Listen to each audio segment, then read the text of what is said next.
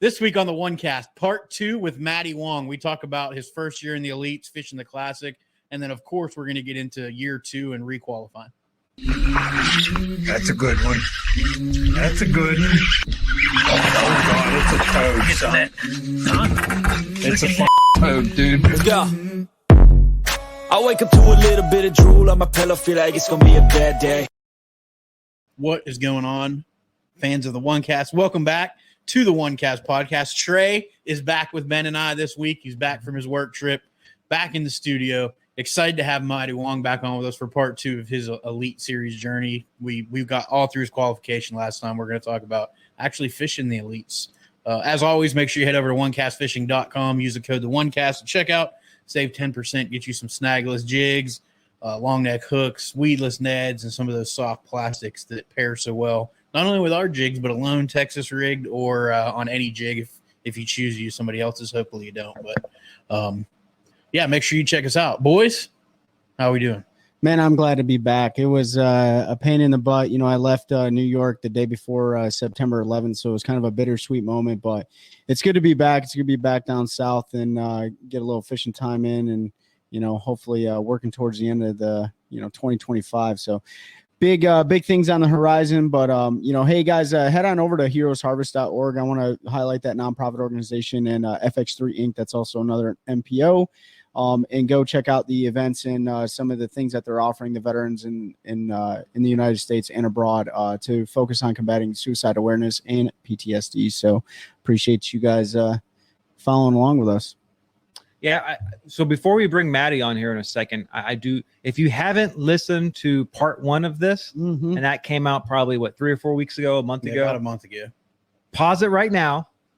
Go pull it up on YouTube. Go download the podcast. Listen to that. It was about 2.5, 3 hours long, if I remember correctly. Yeah, it was almost 3. It was almost 3, which is why we have a part 2 today, because we didn't even get to talk to him about fishing the elites. And again, Matty's got one of the coolest stories of qualifying and just growing up in Hawaii and California and all. So go listen to that and then come back here and check this episode out. That's right. Yep. And one last thing I want to throw out there. We talk about casting fishing rods a lot.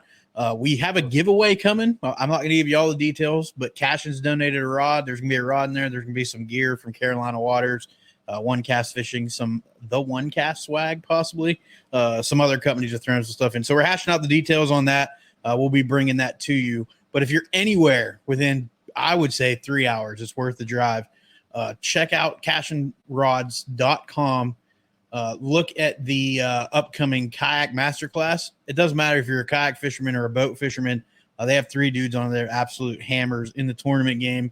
Going to be sharing a bunch of inside information. If you're interested in getting into kayak fishing, into tournament fishing, any of that, make sure you check that out. I think tickets are $40. I have to double check. But you get a free lunch. You get to come hang out. We'll be there. A ton of good information. You can tour the rod manufacturing facility there.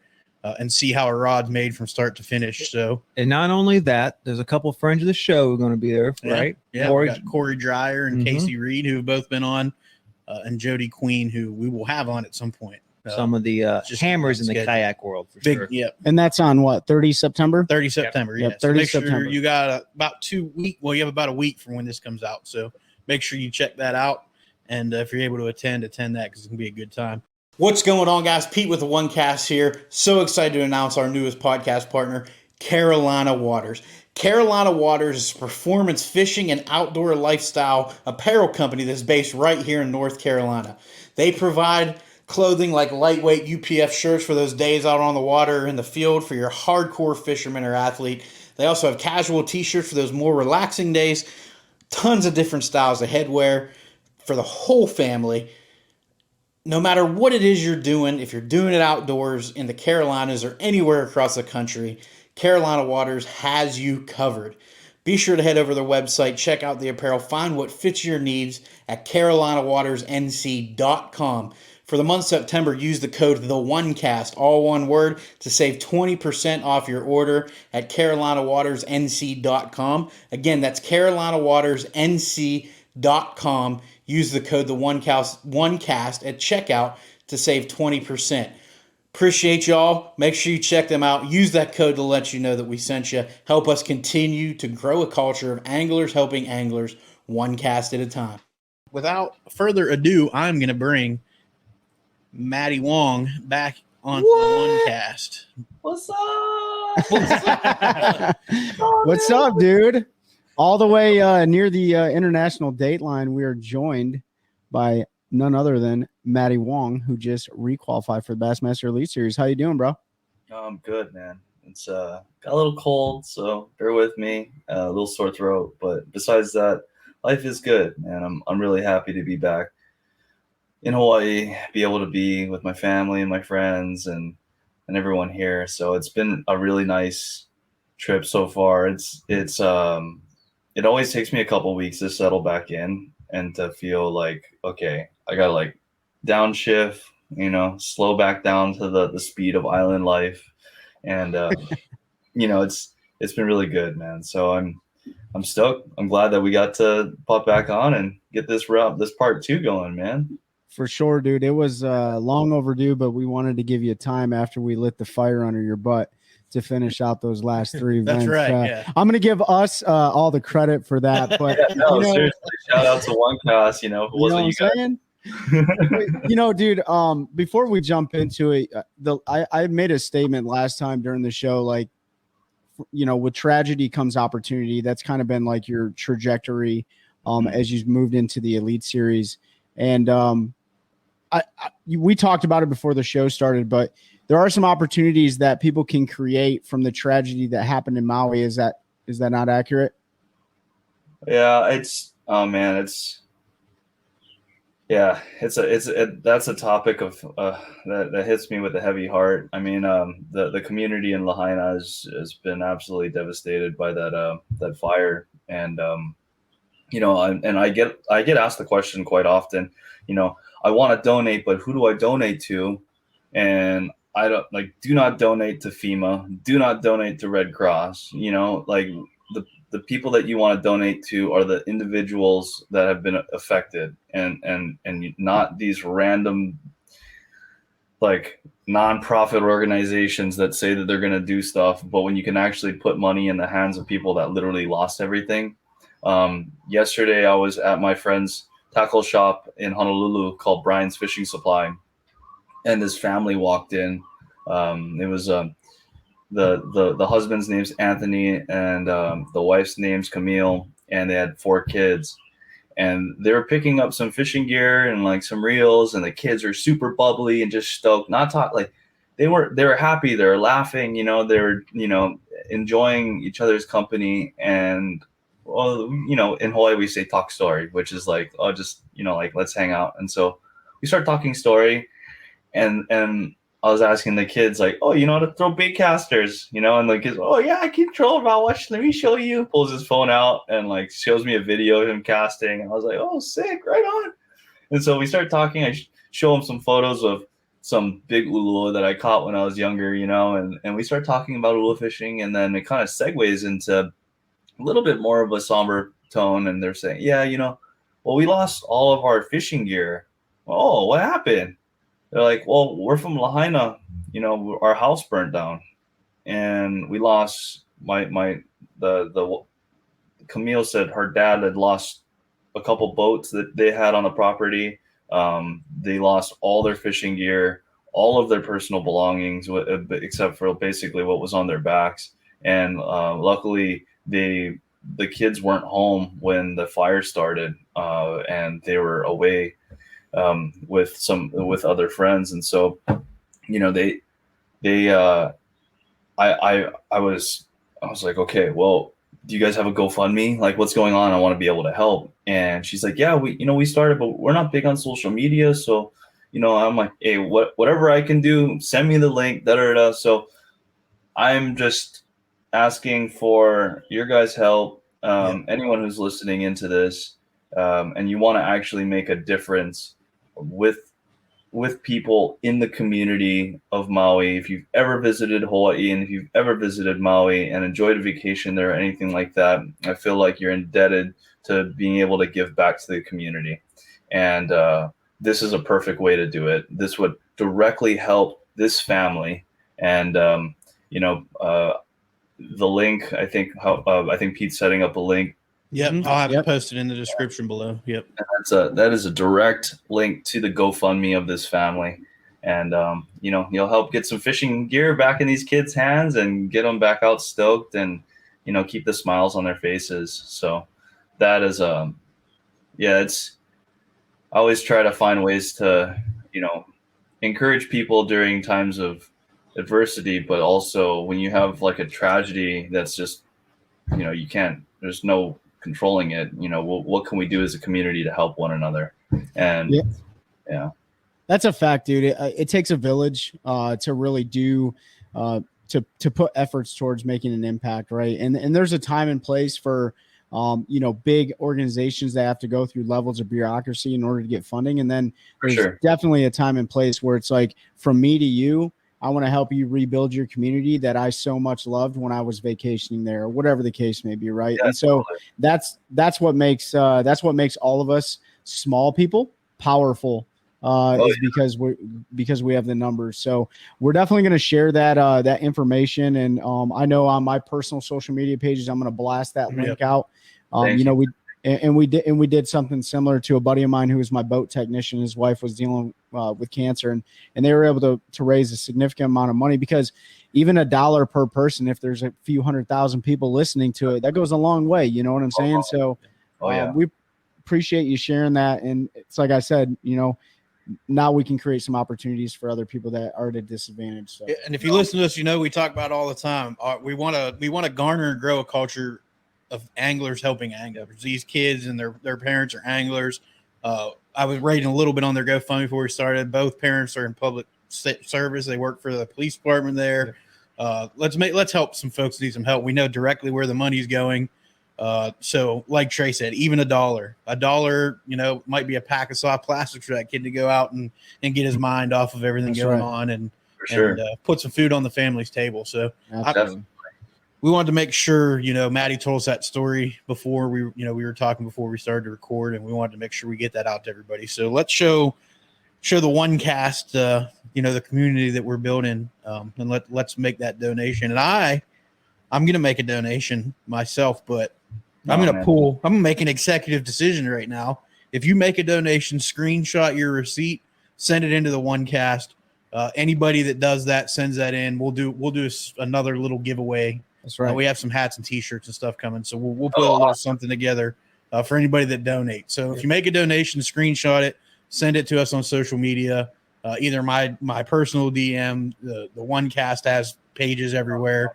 OneCast Fishing has them. Send them. We'll compile that, and we'll do a little giveaway for anybody that helps out those family anglers in Hawaii. So that means appreciate you sharing that, man. Yeah. No, seriously, thank you guys. Like it's like you said, it's the community of anglers helping anglers, and it's those little people that can make a big difference. That's a fact. And so, that means a lot, fellas. Thank you.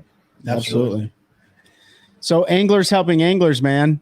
So we helped you jumpstart the last three events, but I know we want to rewind and kind of go retro, right? Yeah. So we ended with you qualifying. I think the last we talked about was the phone call with your brother. The emotions, how excited you were. You talked to your girlfriend, and she was like, "Think about it," and you were like, "I don't need to. I'm going." You're like, I thought about it. So you qualified, man. Like, what was your first step? Entry fees are heavy, all of that going on. And actually, was it Trey? Did you send the thing the other day, or did you send it where there was the infographic? Or maybe I meant to send it to you guys, but it was an infographic on elite anglers, and 65% of the guys fishing the elite series are self-paying the entry fees. Oh, wow. No, you did not send that to anybody. I need to send it to you guys. It had a whole breakdown of the elites and the guys that how much they make from fishing a year, and I think the average was like $30,000. Wow. I'll share that with you guys. Dude, share that with me too, bro. I'll send it to you. It was from I can't remember if it was Bass Talk Live. Somebody wired to fish. Somebody somehow pulled a bunch of information and looked at that stuff. But regardless, you're going. You know, you got to come up with some sponsor money. You need title sponsors. You got to figure out a boat situation because as much luck as that old Ranger brought you, probably not what you are on to roll into the elite with. You got a free one that first year though, right? Yeah. So yeah, sure. I'll dive right into it. Yeah, man.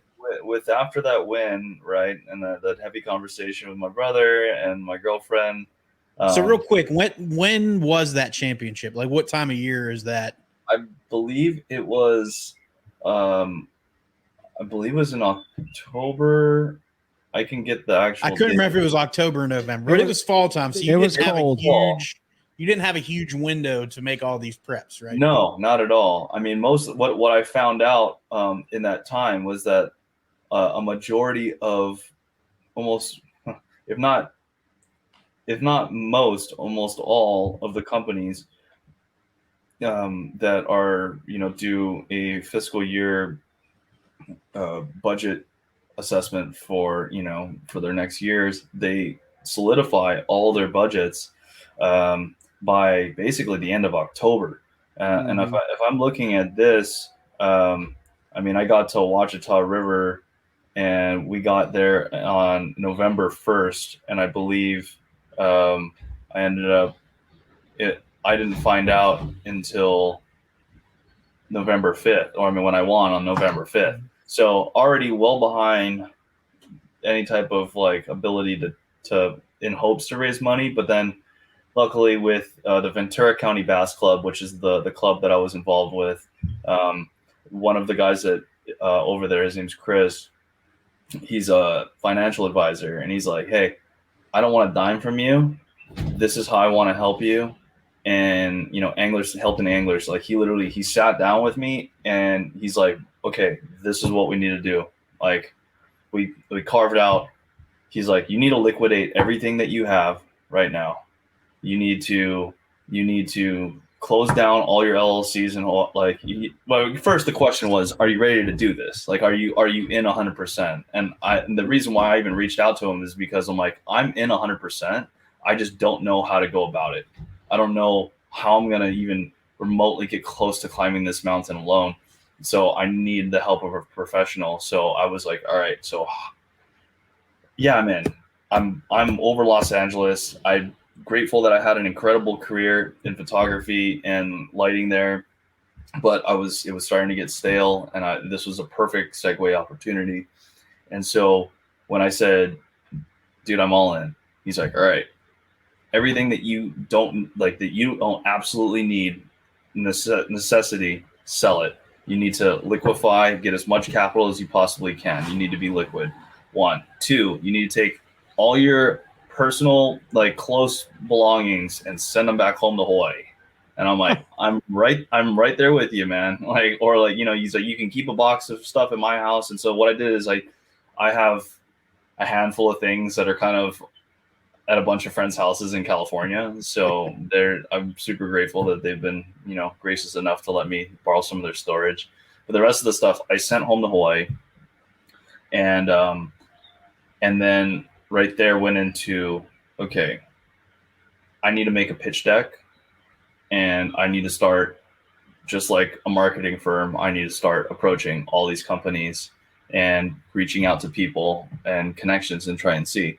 The coolest text that I got, besides from my parents, my girlfriend, my brother, was a text message from the CEO of Mega Bass of America. And he says, when the dust settles, hit me up because we're in your corner. That's awesome. And I was like, oh, all right. Like that was like a huge relief, because I was a grassroots angler with Mega Bass, producing imagery for them since 2018 or 2019 through my other social media page, Capture Fish. So I was making high-end commercial imagery, ad imagery for Mega Bass, and we worked out some type of deal. And so it was just neat to have their support there. I had a connection with Yeti through another friend that I was shooting videos and photos for, and when so I was able to compile this pitch deck basically explaining what I'm bringing to the table that's never been done before, and by some that's just completely different, and why it's not a great opportunity. And from there, I literally sat at my desk for a month and a half.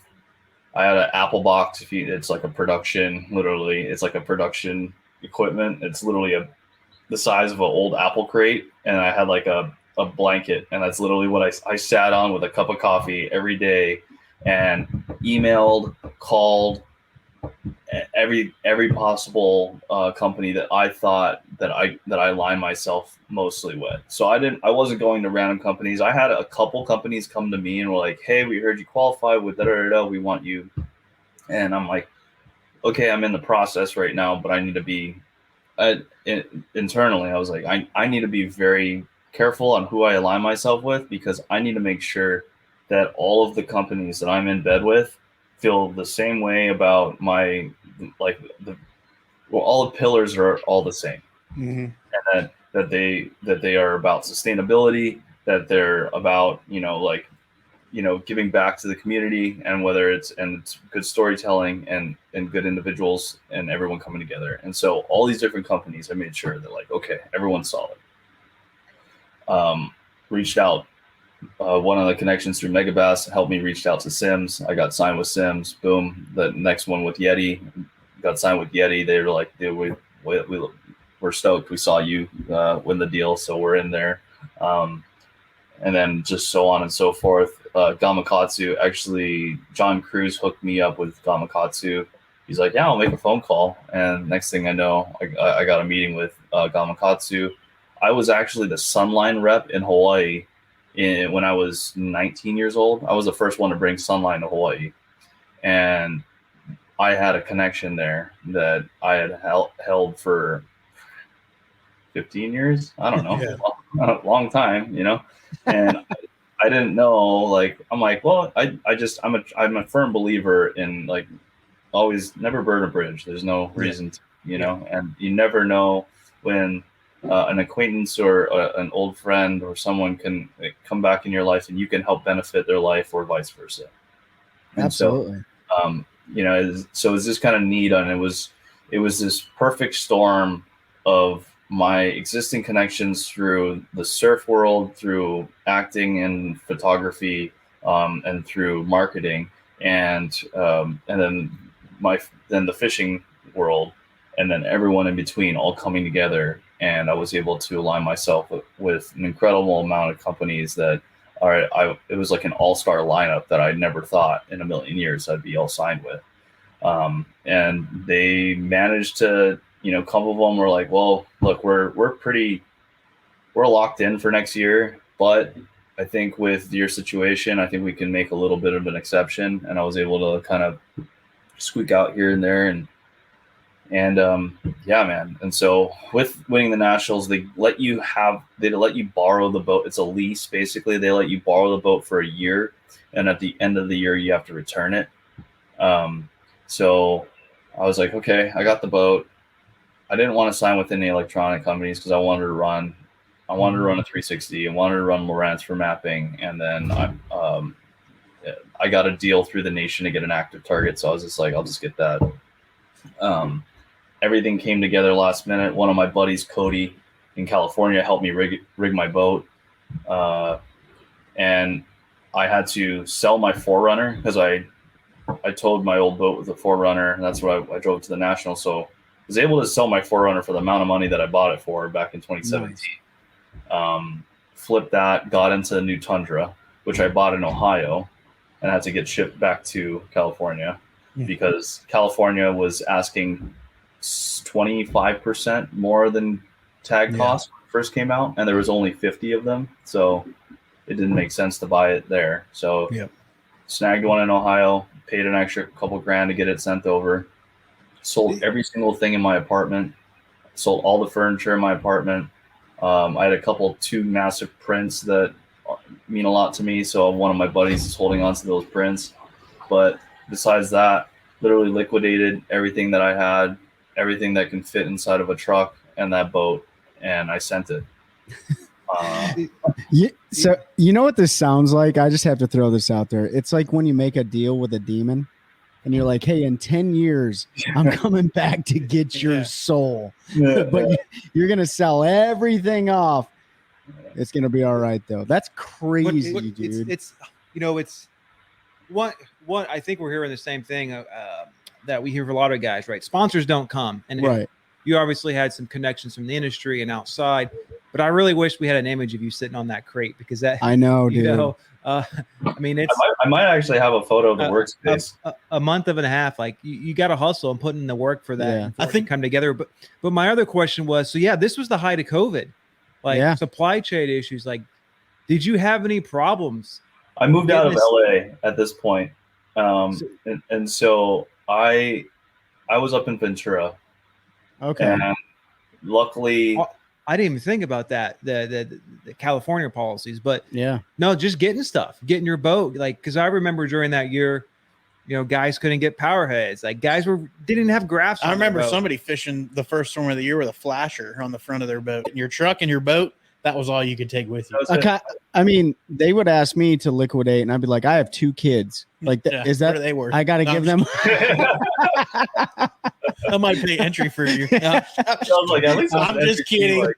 You can see my old my tackle wall, and then like all the ABA plaques that I had gotten over like the past year and a half, and then that it was a articulating desk, right? So after sitting on a block of wood for 6 hours, I would like stand for another 6 and rinse and repeat. Are you okay if we share this in the video? Go for it. Okay, yeah. So if you're listening and you want to see this, we're put it into it's going to be a weird transition because we took a quick break right there.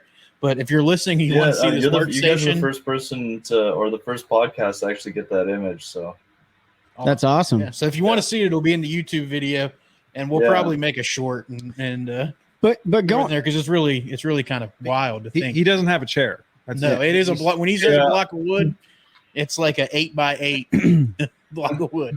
So you're anyone that's in production that knows an apple box with a freaking blanket on it. But yeah, it was like you were saying, the supply chain was difficult. So I was on a back order.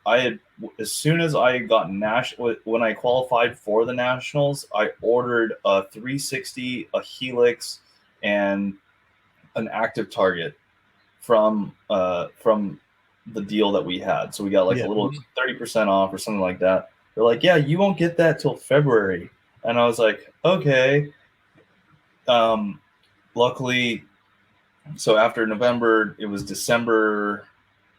Oh man, I wish I like literally wrote down all the timelines because it literally came down to the very last like few days. I was able to get Joby with Hummingbird to send me out my Helix a little bit sooner, along with the 360, and then the boat itself came with with an active with 2 12-inch graphs, and so I was able to plug the active target in. I didn't have to buy an additional graph, and had to. My buddy Jason, the guy I was telling you about that slams Coors Lights, Jason was he does a bunch of different things, handyman, but he was able to get aluminum bender and like bend this mount that I had bought, and it was like the wrong size, and so he was able to like bend the mount a little bit, and then he was able to make fabricate like a custom piece that I needed for the boat. And so it was cool because like the community there, like Ventura County Bass Club, like they all came together and they really they helped me as much as I could, and whatever they could, which was incredible. They even started a GoFundMe for me to like help kind of pad what I had got with the sponsorships. And within a month and a half, I was able to raise enough money to cover my entry fees and to basically cover all my expenses, which after talking to a couple other rookies, they're like, dude, you did that in your first year? I'm like, I didn't fish for a month and a half, so I don't know. But yeah, and I hit the road, got down to Florida. I think that's where we started on the first event. was on Saint- that was a St. John's. That's when John St. won. John's, and that was Yeah. my first time fishing in Florida. First And, time ever fishing in Florida was an First elite time series ever event. fishing in Florida, it was an elite event, and I busted 20 pounds day one, right behind Polinick, and ended up with the camera on day two. And I was like, "Whoa, oh, What is Okay. happening? Yeah. okay." But it was a trip because I was staying with Ike and Nelly and Greg DePalma, and so just getting to like stay with those guys and to hear their stories, and yeah, it was definitely surreal. Like that first day when we were all at the docks, and like Chris Aldane rolls up and he like looks on my deck and he's like, "Oh, margarita mutilator, huh?" And because we're both like Delta dudes, and so he's like, "Dude, that gets bit everywhere." I'm like, "Oh, you know what's up?" And I'm like, "Dude, this is someone I've looked up to for a really long time." Yeah. And then to see Polinick roll up, and then Carl and just everyone, I was definitely overwhelmed. And then day two, when I had that bag day one, day two, and then Brandon comes up to me again. This is like my hero, and he's like, "Yo, dude, show up one day. Now you got a camera." I'm like, "Dude, what? Get on!" It was like I got lucky, and yeah, and so it was like I think I finished. I think it was like 21st. Like my day two, when I had the camera, I think I caught like a 6-inch bass, and then I caught like a 5-pounder or something, and I was like, it was enough to squeak me into the cut because I had that good bag day one. How was because St. John's is such a tidal fishery. How close is that? Like, is Yes there, and no. to Yeah, where you're like used to fish? so like George, it doesn't really show that much tide, but when you're up near Palatka, you will have a little bit more tidal change. I just remember watching it because John, the cruise, like he was going to his juice like an hour later each day. I was like, because I don't hardly fish tidal fish. Like that stuck with me. Like if I'm ever on a tidal fishery, I need to remember that. Yeah, you have to make an adjustment about it's so you have bite windows, but then you also have tidal bite windows. So if you can figure out the point in the tide that they're going to be feeding, and then a lot of times those fish don't leave. Let's say if the tide is even low, you just got to learn how to make that adjustment on the low tide. But a lot of times they will be feeding better when you have that current flow on the higher tide. So it does make so when you do push it back 45 to an hour per day when it comes to your tidal influxes. But so what was that like, dude? Just rewind that very first, like the very first morning of the Elite Series on the water. Like, what did that feel like to you? Was it just another tournament, or was it like, no, man, I'm in the big leagues now? Oh yeah, it was like surreal, dude. It was like I had to pinch myself because I looked down. I'm wearing a jersey. I didn't have a jersey. I got a jersey for the Bass Nation deal, right? And it was like a California one with a bunch of sponsors like I didn't have, It's like Triton, Mercury, like Ranger. It's like, why is there Triton and Ranger? And I'm like, whatever. And so like there's all this stuff that, Bass Nation was sponsored by, and you had to wear it. It was required. And so now I'm like, I got this jersey. I got my name on my back with all this stuff, this design, like this is unreal. Look up, you got a bunch of cameras and like a bunch of people down there seeing the blast off, and then to just look around and see everyone else, I was like, holy smokes, like it got real, It got like real quick.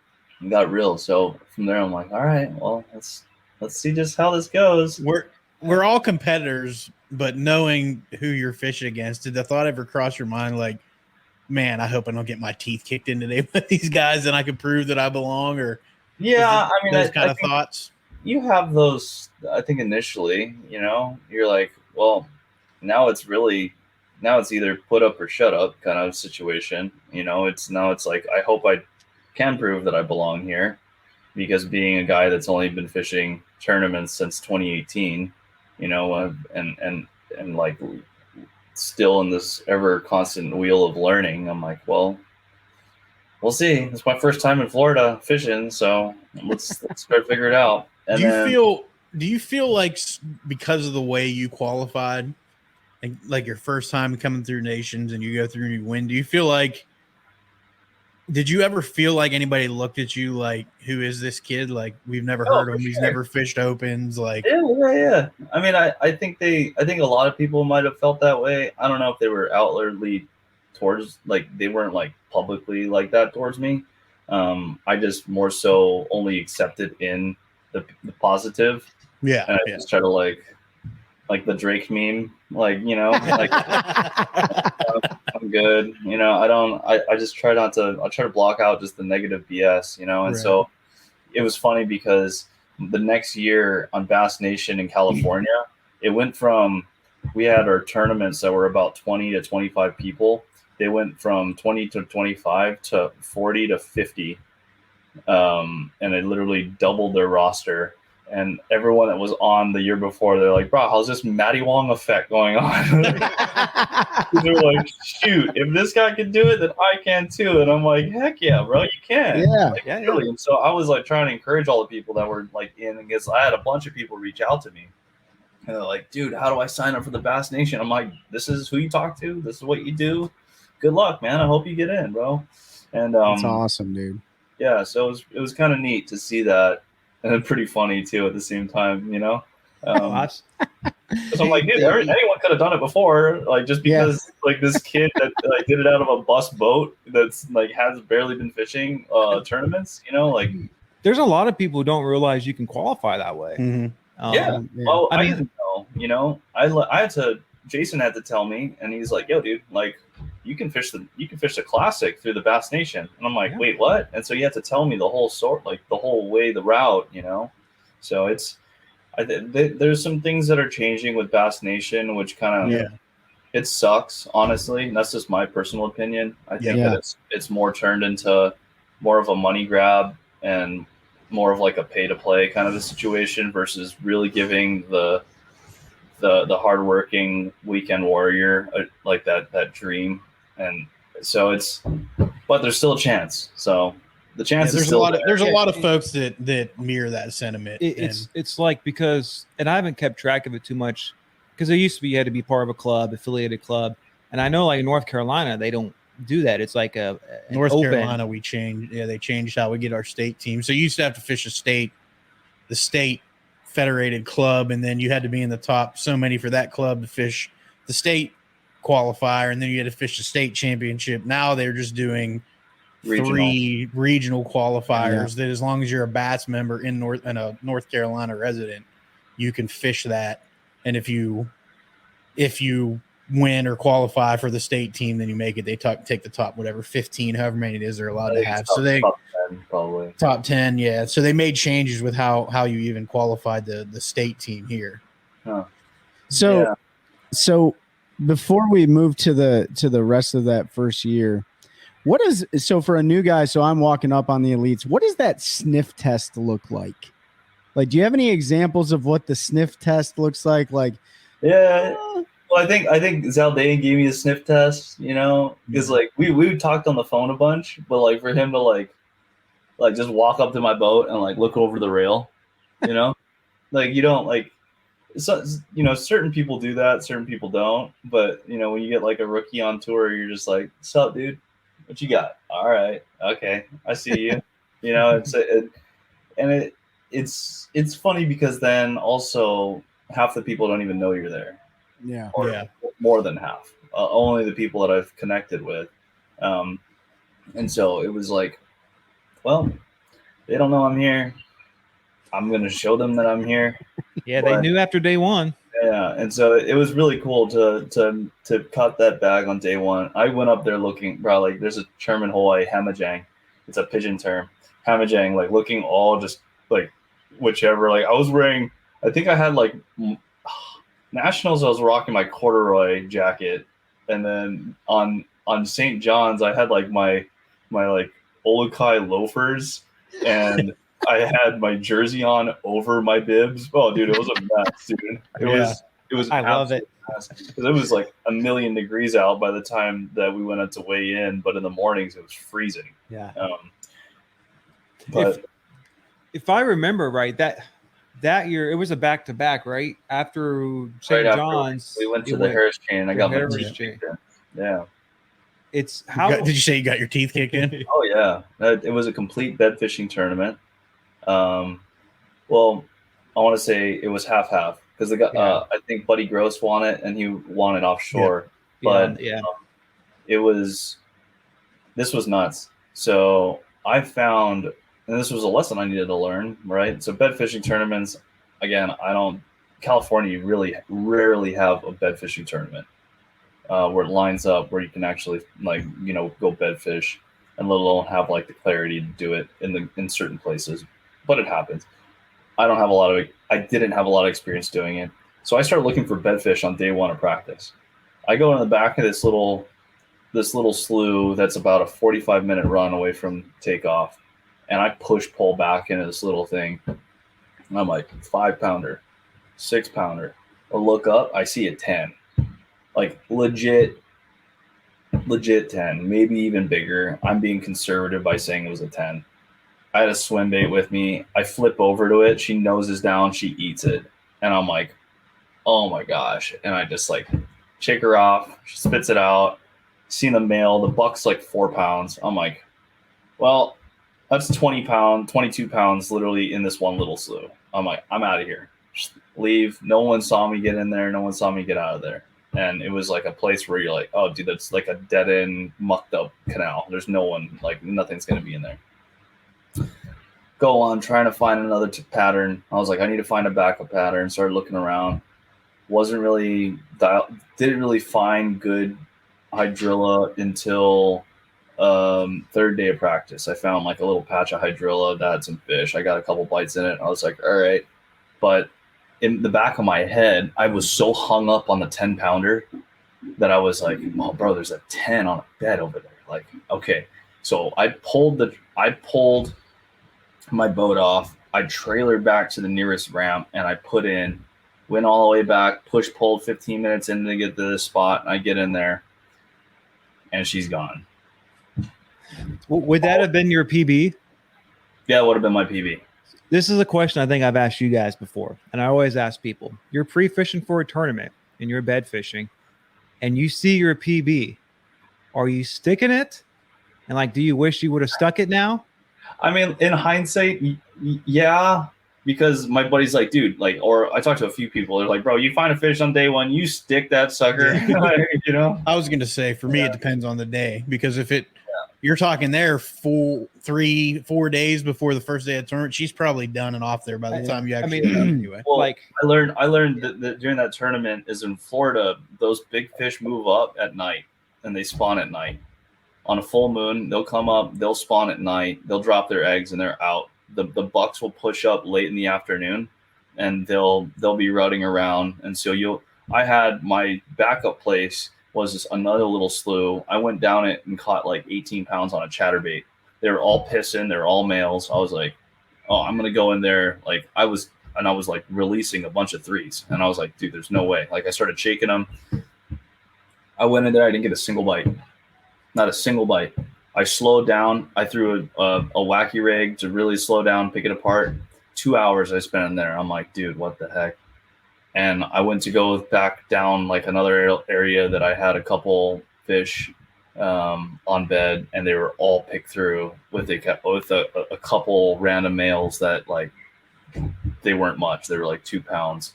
And so I had to sit super far off of them. Everyone's already been through there, flip up there. I catch a couple. I leave. And that was like my day one. I was so bummed because I'm like, dude, like I spent so much time mentally thinking about the 10 and what I was going to do after catching that fish versus really trying to like find good hydrilla and try to find a good offshore pattern. So that was a huge learning experience. I ended up coming second to last on the Harris chain. And then right after that event, like I'm literally putting my boat on the trailer, and they're like, hey, Matty. I'm like, what's up? They're like, you got picked for the polygraph. I'm like, dude, I just came in second to last. I'm like, and you're gonna polygraph me? I'm like, that's okay, cool. Like, kudos to Bass for doing it. You know, like I get it. Like you pick a hat. You know, pick a number out of the hat and you do it. But I was like already so defeated and so bummed. I'm like, dude, now I gotta go and now someone's gonna question my integrity on my second tournament, as a pro. And so, and a guy literally, I'm like putting my he's like, yo, dude, like you gotta go to a pop cut and I'm like, I told him, like, bro, like I appreciate it. I'm literally about to go to a polygraph test right now, and I can't receive any information from anyone. You're literally like, I'm just by me hearing it, I'm getting anxiety, and so like, and I felt like a freaking dick for even saying like, yo, dude, I can't, like, I appreciate it, but like it's like such a hard space to be in because people want to help you, right? Yeah. But you're like, dude, I can't receive this information right now. And so I literally said that to the person that was giving the test. And I'm like, I literally had someone come up to me and just blurt out a whole bunch of crap beforehand. They're like, well, let's do the test and we'll go through it. And they're like, well, the first thing is kind of funny. Like they hook you up everything, butt pad, like EKG, the whole 9, finger tabs, everything. They're like, okay, write a 4. And then when they ask you if you wrote a 4, say no. And I'm like, write the 4. Did you write a 4? No. And they're like, perfect. You're our perfect candidate. And so I'm like, dude, I can't lie. So I went through it. I passed it, and that was my Florida experience. And so from going from like the top of the mountain to getting kicked in the nuts, literally back to back, I was like, okay, this is like what I'm in for. And that was basically the foreshadowing for the next basically 2 years of my life, where it was like an incredible up and down emotional roller coaster that you're on. And sometimes you're strapped in and sometimes you're not, and you don't know when it's going to hit you. And then there's times where you feel like you're on the best pattern. You feel like you're going to like win a derby, to losing every single fish that you hook. And it's an incredible mental test of mental fortitude. And it's, man, it a range of emotions, from wanting to do this for, definitely like a few more years, to never wanting to step foot on a bass boat again. Yeah. It's crazy that it can do that, to someone.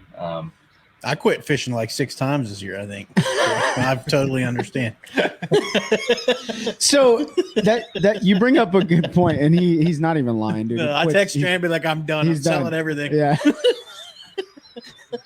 I'm selling it all.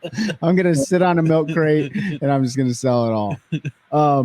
So through that first season, though, you came into it high spirits, a lot of energy, probably overwhelming. Before we get to the end, there was a even bigger. I mean, your first goal with the nations was the classic, right? Like the elites was the pipe dream. This was the first time. This was the first time in my life that I ever fished back to back. I did 5 tournaments in a row. I also did the Open, which was on Toho. Because with the Bass Nation, second place gets to fish free opens as much as they want. My buddy, Taylor Smith, who got second, was like, dude, I'm about to have a kid.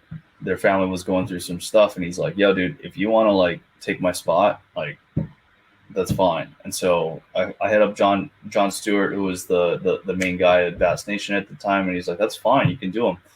And so I opted into doing the opens. And so it was Toho right into St. John's, right into the Harris chain. Then from there, we had to shoot straight up. I had a day off to go and fish to start practice for the Classic, which was on Hartwell. Yep. Again, never been there. Didn't understand that people put freaking milk drugs in cane and float brush piles in the middle of freaking 20 feet. Oh yeah. Like just a bunch of stuff that I'd never seen before. I've been used to, I've caught some spotted bass in the past. But I was trying to figure out an area or like a zone that I felt like home. In practice, I found a pattern flipping wood and I was catching 4 and 5 pounders. And I'm like, dude, I'm gonna win a freaking classic right now. And I also wasn't being. The conditions were changing so much. It was stormy. I was literally practicing for the classic on my 33rd birthday, and it was raining and miserable out. And I'm like, this is pretty cool. This is like a pretty neat birthday present, you know? Like, even though I spent it all alone, I was, practicing for a classic, which I felt was like a milestone. I would have much rather been practicing for the classic than wheeling all the stuff into the convention center in that rain like I was that day. So I don't mean to be rude, but I don't feel for you on that one. Yeah, no, it's all good. Yeah, it was nuts though, because like I wasn't really paying attention to the bite windows. Mm-hmm. And what had happened was I started shaking fish after I stuck a couple and they were good, like really good. I'm like, I need to go and run this pattern. I ran the pattern. I was getting bit everywhere. And I'm like, all right, this is it. Like, this is game on. During the tournament, it wasn't raining. And those fish had shrunk from 3 to 5 pounders down to literally 1.5 pounders to 2 pounders. It's amazing how that happens sometimes. Mm-hmm. Yeah. Yeah.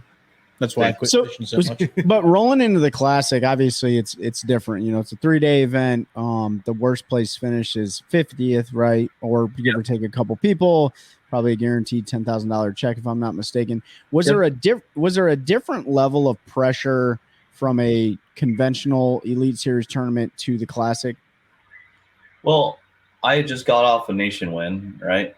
I had just got off fishing like 3 different tournaments back to back to back. So I was already kind of barraged by this. Like, I was exhausted mentally and physically already going into that event, because anyone who's ever pre-fished 3 days in a row and then fished a 3-day tournament know how exhausting that is. Now do that 3 weeks in a row, consecutive. Yeah. You're beat. Like, my hands were cracking. Like, it was a mess, And so going into that, I was like, well, whatever happens, happens. Obviously, I want to try to win, but you're like, it's not only that, but you're you qualified through the nation, so there's an added media demand for you because you qualified not through the elites. You did it a different way to get there, so there's that pressure I can imagine too. Yeah, I mean, it was a little bit of that. I think I was more happy for my buddy Taylor, who I beat at the Nationals, but then ended up fishing, and he did pretty good. He caught him really good, I think, on day 2 and finished like in the top 15 or something like that. But because he was going through some stuff, like his wife had cancer at the time, and they had this really emotional moment on stage, and it was. I remember.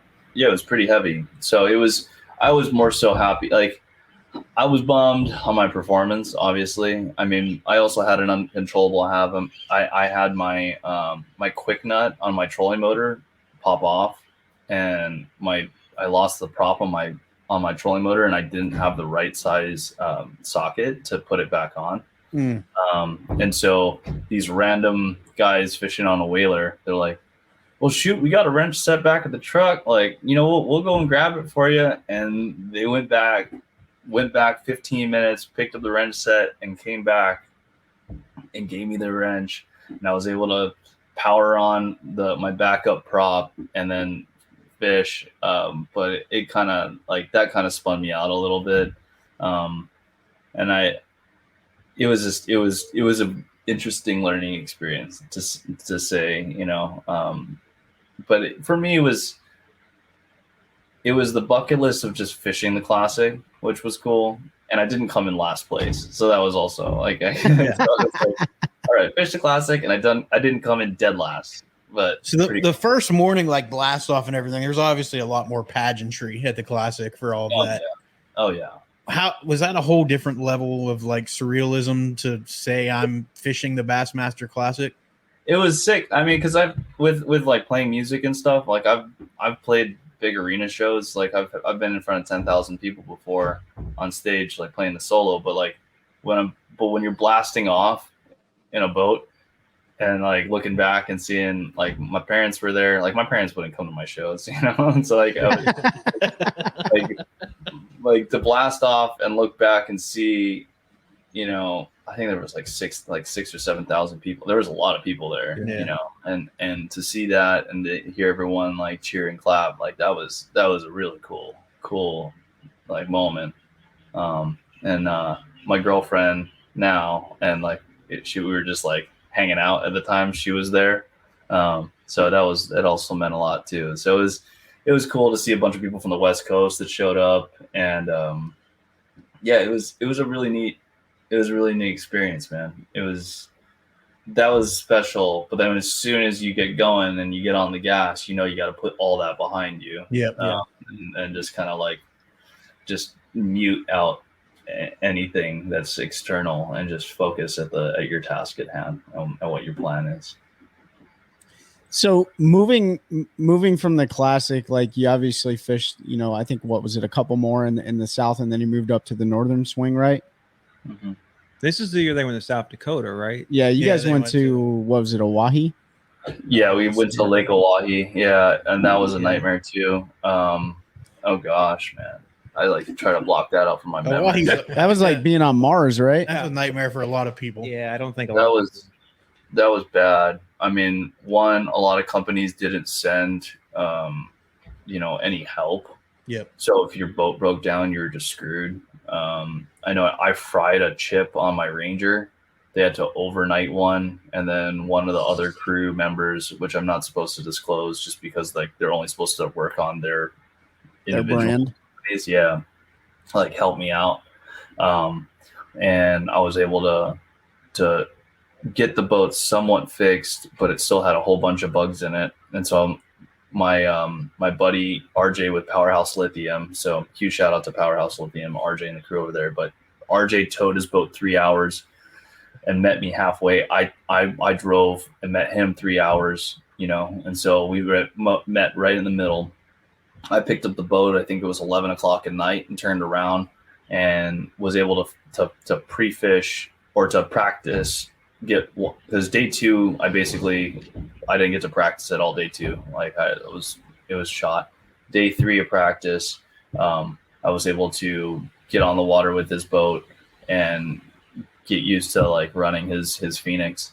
But by that time I was again spun out, didn't know how far I can run. We were expected to have 30 to 40 mile per hour gusts, which you're running a new boat and you have to run 50 miles, 60 miles. You're like, bro, like, I don't even know like what, you know, and there's so much dead water there. And on top of that, I wasn't really dialed in with the whole forward facing deal. I didn't really know what smallmouth do like in those conditions in the early morning versus like I had an idea like, okay, they'll eat top and then they'll like kind of like filter down. Then I'll have to only get them on bottom, but I didn't know the certain areas that they would kind of hole up on. But it was crazy, man. I learned a lot there. And I was surprised when I caught a limit. And again, didn't come in last. I came in like out of 94, I came in like 80 something there. And I was like, wow. Like, I'm like, I don't know how that happened. Like I was like, for sure in my head, I'm like, for sure I'm going to bomb. So like by that time it had showed me that, look, even when you think you had the absolute worst practice or your absolute worst tournament, there's still guys that are going to have worse days than you. Mm-hmm. And they can be also guys that are household names. So it was, it was crazy to kind of see that and also have that realization. And by that time, I think I had let go of the whole, like, oh, it's so-and-so. Like, I wonder if I can beat them. We totally understand that. Yeah. I mean, it might be 2023, but we're talking across the world essentially here. You know what I mean? So, but anyways, you were talking about Oahe and kind of running into those boat issues and not having really any practice time, but still not finishing last, dude. And you learned a whole bunch. So I had a question though about like, well, if you weren't finished with Oahe, please finish. And then I want I'm to good talk to you with about putting like, that behind. Yeah, no, I'm fine there. So the first, just to kind of like recap the first year, at the end of the season, what was going through your mind after that first season was over with? Definitely, it's not what people think it is. Like, I think my expectation of what it was, or what I thought it was, versus the reality of what it is, are two completely different worlds. I think the amount of work and time on the water is something that you don't expect. The lack of sleep and nutrition is probably another thing you don't expect. The amount of hours on the road. I mean, the Oahe drive and then back was dumb. It was like literally right after I forgot what event we went to after. I think we went. You went to the Mississippi River. It was Mississippi to Oahe. It was Oahe to Mississippi. But that was insane, man. It was absolutely insane. And when you're driving through just like miles and miles of cornfields, you're just like, okay, this is brutal.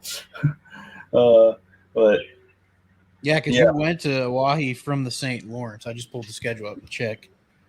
But no, wait, from the where? Not the St. Lawrence. You went St. Lawrence to Oahe and then Oahe to the Mississippi. Yeah, I think because we went to we went to St. Lawrence early there because it was like around the spawn essentially, and then we doubled back, which in my head was such a dumb move on Bass's side, because of like, why would you do that?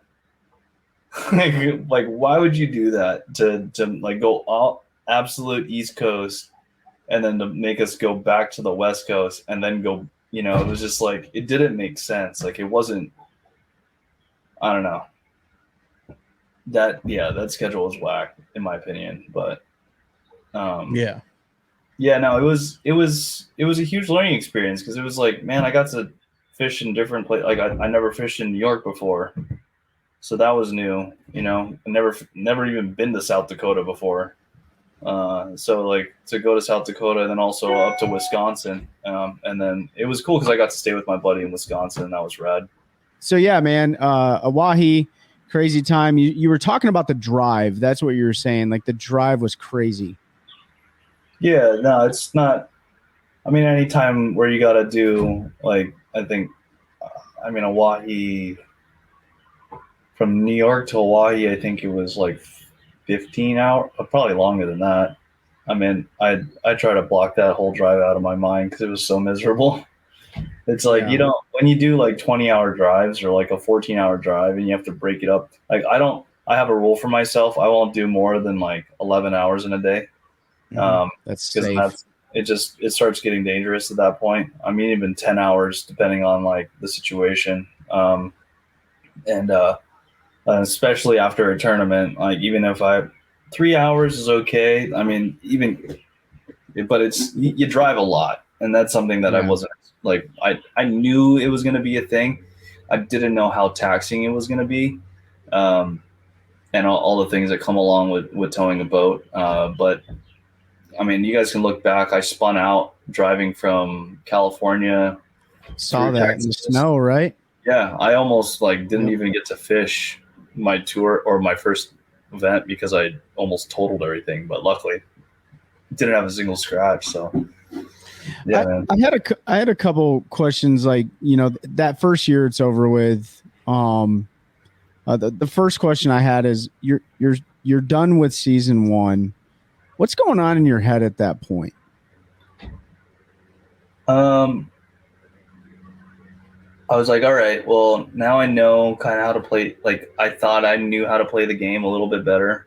I knew what went into it when it came to the practice. Now I needed to understand, okay, I got to learn how to bed fish better. I got to learn how to use this active target or this forward-facing sonar deal a little bit better. And I got to simplify. Okay. And that was the biggest thing, because now when you have, like, before I had like a small, like, I had this okay, whatever I can afford to get in my tackle box when I'm be fishing. Now I got these companies like, whatever you want, here you go. Just like, dumping loads of tackle on you. Oh, here's the newest bait with like 50 different colors and like 30 of them. You're like, I'm like, okay, this might work. This might be a cool little way to catch them, And so you like start going through baits that you've never fished into scenarios where you're like, I know that this other bait would probably work. And you're like, nah, that'd be too easy. I want to try and catch them on something unique or like, do something different. But you're like, nah, bro, like if it ain't broke, don't fix it. Like if they want to eat a freaking double willow, like spinner bait, like let them freaking choke it all day. So it's like, don't overcomplicate things. So don't be stubborn. I was really, I was stubborn because a lot of times I wanted to get bit on a big bait or certain things. So I try to force a lot of bites. It also worked out for me. I weighed the biggest bag of the tournament on Chickamauga, which was cool. And that was all on a big bait. So it was a good learning experience looking back on it. I was exhausted. I couldn't wait to get back home to Hawaii. And I was also excited to have a second crack at it. So that's kind of how I felt. What about the logistics side? Like, what are some of the things that you learned that you're like, dude, I have to do this next year? That's going to make my life easier, more streamlined. I was missing all this equipment maybe, or this is the kind of floor jack I need to carry with me. Like the logistic piece of it. And on the flip side, like what is something you did your first year that if there's anything like you swore you're never going to do, like along those same lines? Not jack a 10-pounder off a bed. Yeah, well, on day one practice. Not necessarily. On bed on first day practice, faux show. No, I'd say having a good jack, having a solid jack, having a good like manual torque wrench, and then also an impact gun is huge to have. Also, like any type of like air compressor that you can keep.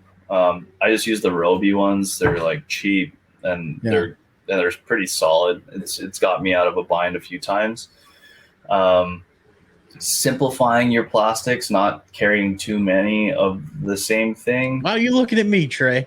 But sometimes, because a lot of times you'll go down there with the intention of getting bid on something, and then you get bid on something you only have one pack of, and you're like, great. Yeah. So you got to go make a tackle order anyways. So I've learned to just kind of slim out your selection that you're bringing down, try to simplify the bite as much as you can. And then, and it also came with like the amount of rods too.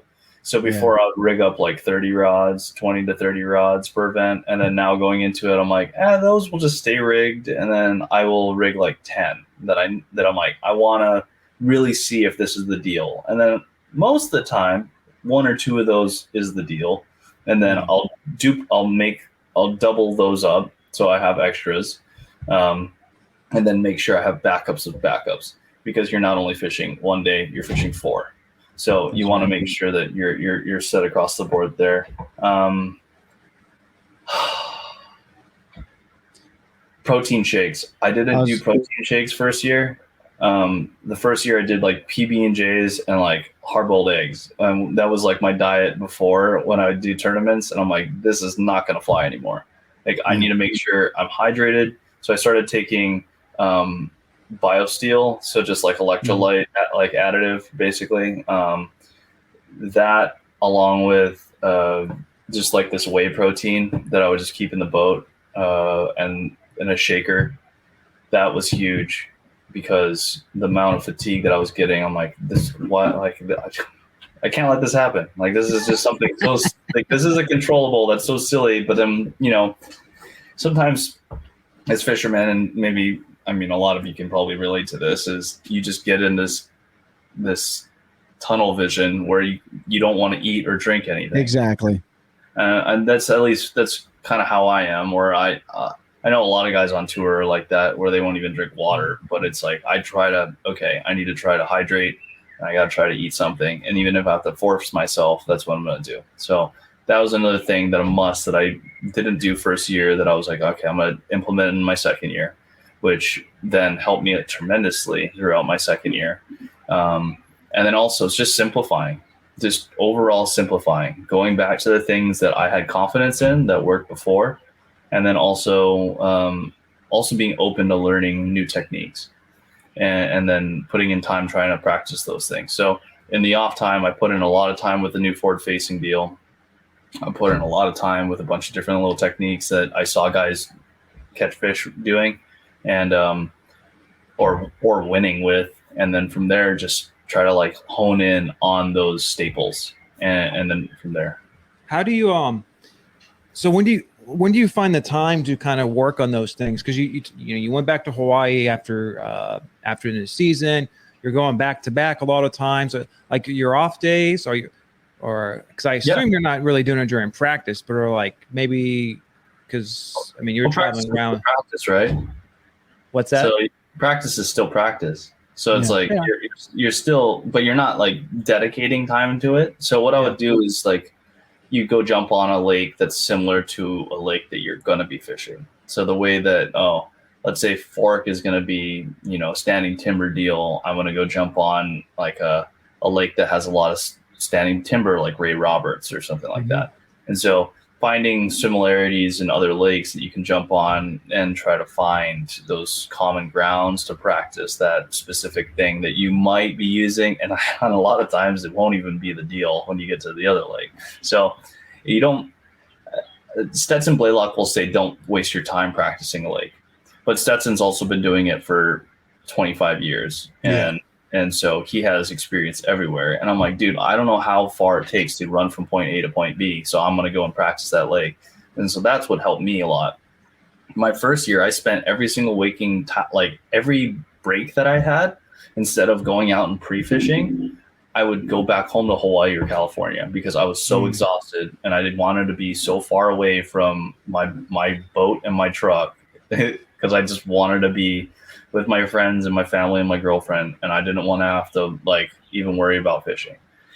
Now, in retrospect, should I have stayed out on the road and grinded it out and put time in on new bodies of water or on practicing on bodies that are coming up? 110%. And so that's what I told myself for year 2. I'm not going to go back home. I went back to Cali, I think, twice the whole year. I didn't go back to Hawaii once because it was going to be too far of a run, and I knew I couldn't have my at least minimum of 2.5 to 3 weeks of like break-in time for me to like feel like I get back in the groove. So that was another thing that I was like, I'm going to bring into year 2, and I think it paid off because was able to pre-fish St. Lawrence again. I marked a whole bunch of stuff there, and it's funny because I didn't fish any of it this tournament. Did you like check it out during practice to see if there's any? Yeah. I went back to it on an area that I had found a whole bunch of like beautiful rock and whatnot. Went back and it was just like there was a ton of like 2.5 and 3 pounders, and I'm like, that's not going to help. And so like to move on, like anyone fun fishing, you'd be like, wait, dude, that's sweet. I'm like, yeah, but when you got guys that are going to sack like 25-pound bags a day, like you got to move on from 3 to 3.5. Like you just can't. That's everybody was talking crazy. Like some of the guys that had cameras on the St. Lawrence were throwing back 3 pounders. Yep. And I had people like, what is he doing? And I'm like, 3 pounds isn't going to do it. Like he needs 4+. So there's no sense in risking that fish dying in his live well or something happening. Because if it does, then he's stuck with that fish for the day. Yeah. I mean, I'm pretty firm. I mean, I'm grateful that I run a Triton with like the newer live wells because those things, I didn't have really any issues with like fish dying this whole year.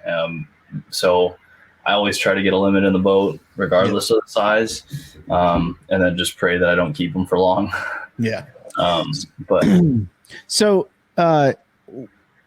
we didn't talk about this, but after that first year, when you start looking back, what are some of those, how demanding were the sponsorship obligations during your season? Well, I think it just depends on how you set it up, right? Yeah. I think there's a lot of people that do bare minimum just to try to skate by, and then you have like I was trying to definitely deliver on all cylinders as I could, and it becomes like that's a whole separate part-time job that you have to factor in because there's so much time now that you're just dedicating to like trying to learn a fishery, and then let alone, oh wait, now I got to pump out XYZ video on balance of YouTube, and on top of that, put out weekly posts on, you know, and talk about this bait or this rigging style or this terminal tackle or etc. But you said Austin said, you know, I wouldn't even waste your time fishing the lake. But I feel like that's an opportunity where you can kind of get some of those obligations knocked out, is when you're pre-fishing or maybe fishing a lake that's just like it, right? Yeah. It was Stetson. I don't want Austin. Or Stetson, I'm sorry. But it was you know, it's something that, yes, you are able to use that pre-fishing time to bang out a lot of content. And then also you do have, like, you know, you have companies that are like, let's set up a couple days. We'll throw a camera in the boat with you. Let's, you know, try and get some stuff.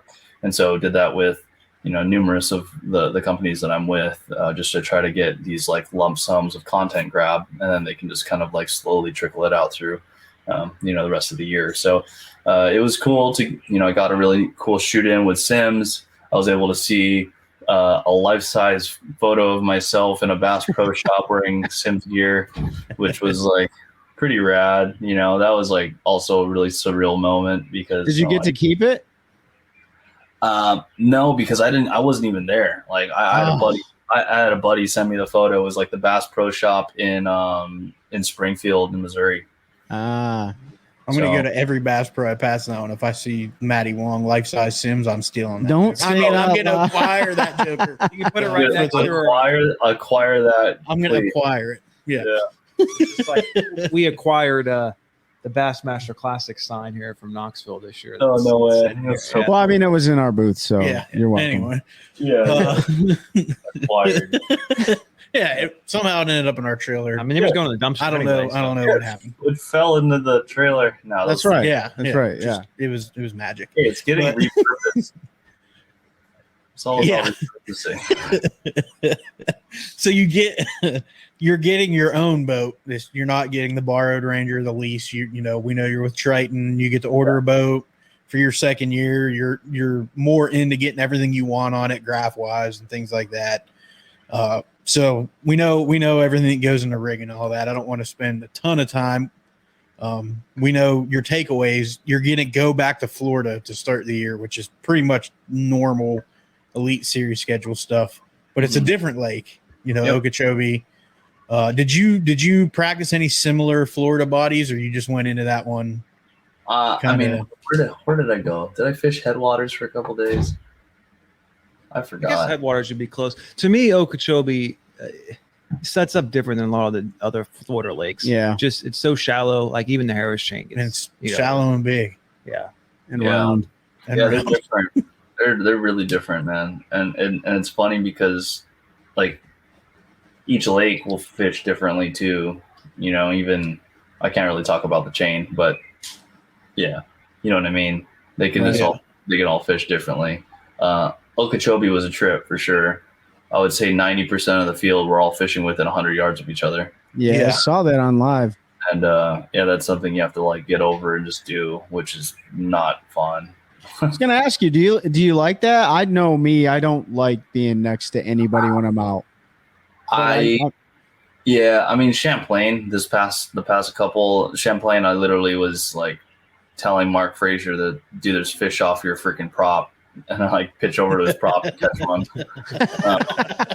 And so like it was nuts. We were all like, it was everyone in the top 10 with the exception of like Robertson. I think we were all within 200 yards of each other. So it was like me, Kyoya, Huff, Jay Shakirat, Alex Redwine. We were all like super, super close. So it was nuts. I've gotten over that whole like fishing in a crowd thing. I mean, I don't like to. I don't want to fish around people. I want to have my own stuff to myself. But like if there's a giant school of smallmouth, then I mean that's it. Giant school of smallmouth. So. And you know, it's interesting. But Okeechobee, besides the, you know, you're fishing that close. Like you're fishing the same boat lanes. Like you're going down on that. To me, it seems a little bit different. Like the same thing happens at like ledge fishing tournaments, right? Everyone gets out there and they're within like 100 yards of each other. But to me, that's a little different mindset than like going down the same boat line as 100 other people. And, you know, fishing the same grass patch, you know. But that's the thing that's difficult too, because right, you're gonna flip the same hydrilla mat that the guy just flipped like 5 minutes before you, and so you're kind of watching who hit what, and then you want to set a timer mentally on like which spot got to rest long enough. So it was interesting. I lost a couple fish during the Okeechobee event that I think I would have been in the cut with. But it is what it is. I think the first two were a little rough, right? You were 80, like 86 and 88th or something like that. Those first two. Yeah, something like that. It was Okeechobee was the first one. Didn't do so hot. Seminole. And Seminole was another one where I thought I was on like great fish. Found the same area and the same pattern that Joey won on, but I didn't want to be scoping in trees. Just because of every single time, if you weren't paying attention, you literally like crack your trolling motor on a stump and then get high sided with, you know, your stern sticking out of the water, and then you have to like try to like shimmy around and push pole off of a stump just to like step back down. It was a nightmare. But yeah, that was a trippy one too, because I found a deep water bite, I found a shallow water bite, but then there I found like these like expanse grass flats that you would just have to fish through. And it was a trip. That place was pretty wild, man. Like looking back on it, I would have definitely kind of approached it a little differently. But again, it's my first time there. Yeah, it's what you learn after you've made a mistake. So, yeah. Well, these first 2 years, there was a lot of first times on a lot of bodies of water, wasn't there? Oh, yeah. Because you went to Murray after that, and you had probably never fished it, right? So Murray, I made sure before last year. So the schedule came out. Santee. The Santee I'd fished the first year or two. Yeah. That place, I came in dead last on Santee Cooper.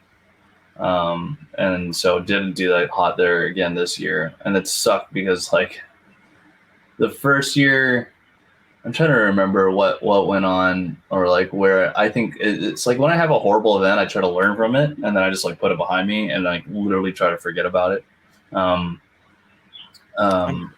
Yeah, I'm trying to remember. I think that Santee event, I think it was like during practice, they were like still spawning on the upper end.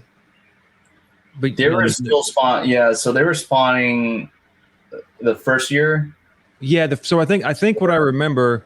Oh yeah, a lot of guys were saying like they were spawning hard on the top end. You can't see them because of the visibility. Yeah, but by tournament day, it was just bucks basically left, and all the females went off, and that's when they. That wasn't the first year, because that was when Drew Cook put on the sight fishing clinic on Santee. Yeah, Drew Cook busted everyone's butt. It was, I mean, both of them ended up being like. This past year.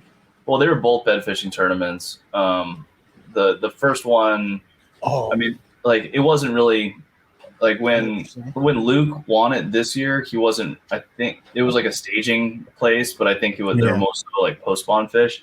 But there was a lot of fish still on beds this year. Last year was completely all bed fishing deal.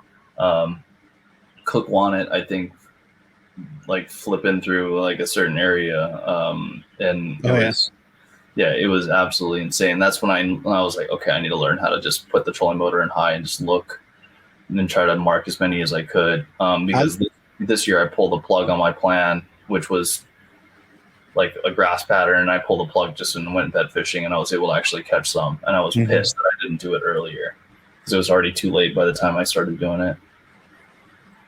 I got you. Yeah, that was I was already very confident and a pretty good bed fisherman, sight fisherman, but I learned so much from Drew on that tournament. Like, just the stuff he was talking about was next level. And it really, like you said, it's tough when you don't do it a lot to try to go in against guys like him. And, you know, Bernie is another guy that is well known for sight fishing and stuff like that. Savage, bro. It's insane. Like, they can look at a fish, take one flip, and be like, "Nah, she's not going to eat."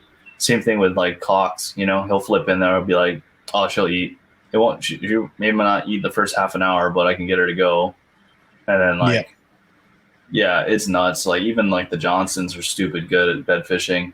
I mean, there's a lot of people that are really, really good at it, but they're not like known for it. You know, it's like yeah. Then Lay Lake, which would have been first time for you and a lot of folks because they hadn't fished there in a long time. that lake sucks. You don't like it? No. Then the Sabine.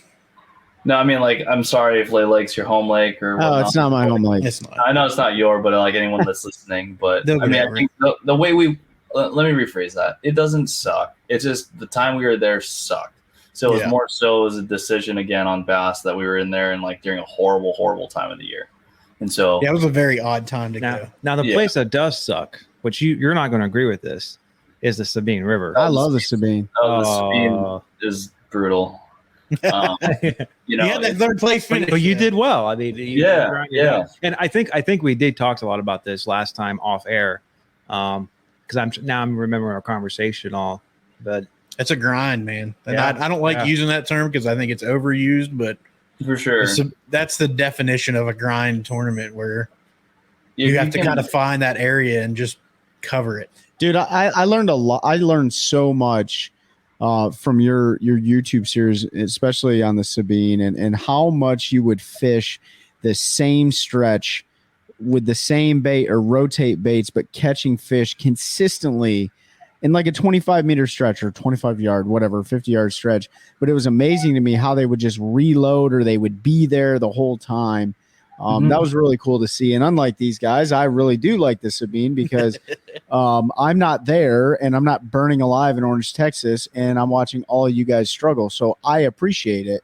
Yeah. But it's a cool event, man, because it really is anybody's game. If you get on like, it's kind of like in the smallmouth deal, like you find the 4 3/4 pounders versus the 4 1/2 pounders versus the same fish on the Sabine. It's kind of the same deal, but not as fun. Yeah, no, it's definitely it's kind of wild when you stick like a 2-pound bass and you're running around the boat like, oh my god, Giant. Yeah. giant. And then like when I stuck like a day 2, I caught like 2 3.5s or something like that. Like I was like, I was like, oh my god, they're 8s. Like in my head, I was like, dude, this is like an 8. What was that? What were you fishing under? Was that a ship? It looked like a ship. What was that thing you were fishing under? Giant overhang. It looked like. Yeah, so that was a barge. A barge. That's what it was. A barge. It was an old barge harbor essentially, where they would come in, dock their boat, dock the barges, repair them, and then send them out. But then it all got flattened during Katrina, so you see like a bunch of ruins down there. It's pretty sad. You'll see like a lot of like great property and whatnot that's just completely flattened or just it looks like it's war torn. But yeah, Sabine was wild, man, because again, you can run 2.5 hours in each direction and still be on tournament waters. So it was that was another big learning experience. Orange, Texas, the people were friendly. It was kind of ghetto. When I mean kind of ghetto, like bro, that place is super ghetto. Like it wasn't just like a little bit. Definitely stay. It was strapped a lot there. of it. Stay strapped. Stay strapped, get clapped. Oh, as the kids say. So after, then you went to St. Clair. Well, which hang is on. Detroit. So did Sabine, because I mean that was your best finish for the 2023 season, correct? Up until that point. That was my best finish ever, like for on the elites, right? There you go, best finish ever. Like I don't know if you had your head hung low like after that first season and into the second season, but Sabine, did Sabine do anything for you like mentally and emotionally after the fact? Yeah, for sure. I mean, you learn a lot about your limits, and you also learn a lot about what you can and cannot accomplish. And then there's times that you doubt yourself, but until you can conquer that, that's when you can actually feel the relief of, oh man, I can actually do that, or it wasn't as hard as I thought it was. Or when it starts to flow and things happen, then almost nothing can get in that way of it happening. And so that's what that taught me on the Sabine, where I had not top 10 one. I gotten really close a few times, but then to finally sneak into that top 10, and the analogy is right, breaking the glass ceiling to get in there. It gave me the confidence to know that like, oh yeah, okay, I can do it for sure. Right. And I was as close. Like in my head, I was one fish away from winning it too. You were. Mm-hmm. You were. I that's the closest that I've also been to having a blue trophy. So I'm like, all right, I can do it for sure. I can get one of these things. And then we, it's the Bean and we had our podcast. So I know we were all like the next event, Champagne. Right? No, they went to St. Clair. St. Clair, right? So you went from one ghetto to another. Detroit. It's Detroit, man. Come on, man. I'm kidding. St. Clair is nice. Like it wasn't as like hood as Detroit. You're still up. You're up the way a bit from Detroit. I've spent a lot of time on St. Clair. I've fished up there a ton. That place is cool, man. I mean, it's wild. That's like no other fishery I've ever fished where you can be everybody that 10 miles out in the middle of a freaking lake and it's 15 foot deep. Yeah, it's crazy. You don't see land around you and you're like, wait, why is it only 15 feet right here? Yeah. You're looking around for sharks and stuff. Yeah, it's like, you feel like you're in the ocean and you're like drop shotting for smallmouth and then a 6 foot sturgeon does like a barrel roll. You're like, what the hell? Yeah, it's a wild fishery. It's my favorite fishery. It's on my bucket list for sure. But we were paying really close attention, either watching or on Bass Track all the time. And you had a good day 1, if I remember, good day 2, if I remember, and then day 3 that was Champ. So we talked to you after St. Clair, which St. Clair was a little rough. I think you were 74th or something like that. Okay, so I'm off on one. Mm-hmm. Yeah, it's all running together. I baby checked St. Clair. Baby check. Baby check 2,500. I got you. Yeah, all the guys are called baby check. Oh yeah, you baby check. And then you went to Champlain, which you had a really good day 1, a good day 2, and then day 3 was the one that got me because I couldn't relocate the fish. I was in my head about some of the guys that had showed up. Well, even that was day 2 a little bit too. And you lost some fish day 3, correct? I lost a lot of good fish on day 3 that costed me the top 10. I would have had 20.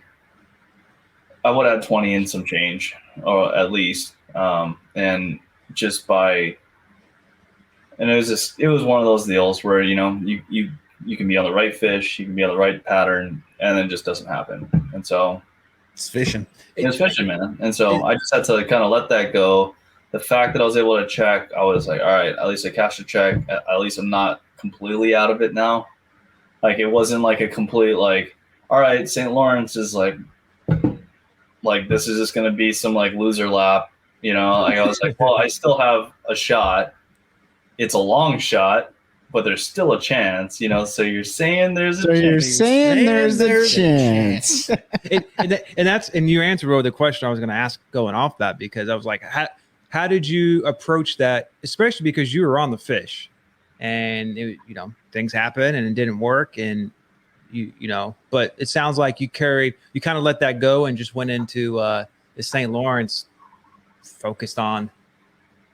Did you know where you needed to finish at St. Lawrence, like going into it? We did. We definitely. We sort of like self-calculated, and then they confirmed it on Bass Live. Yeah. We were group chat, and I'm like, I know he needs to be above 20. Like, and then Mercer the first morning was like, Matty needs to be above 18, and he'll requalify. So that's crazy, because I don't even I tried not to think about it too much. Like, you're just like, I'm gonna go out and win this thing. Like, I'm like, okay, let's just have fun. This place has them. We only have 2 days to figure them out, instead of 3, right? Oh, so that's right, because they changed the way. Yep. So that was like really stressful. So I went and made my run on day 1. I caught some fish. Like, I didn't actually have my first fish in the boat until like 10:45. And I caught that first fish. It was like a 3.5 pounder and like 35 feet of water. I was like, okay, they're deep. Went another hour and a half, caught a 4. Went another hour, caught a 3. And I'm like, oh man, like, they're not grouped up. They're not, I'm like, oh gee. Roll over, I find this like isolated big boulder, cast over there, catch a 5. I'm like, damn it. Like, I start like kicking myself.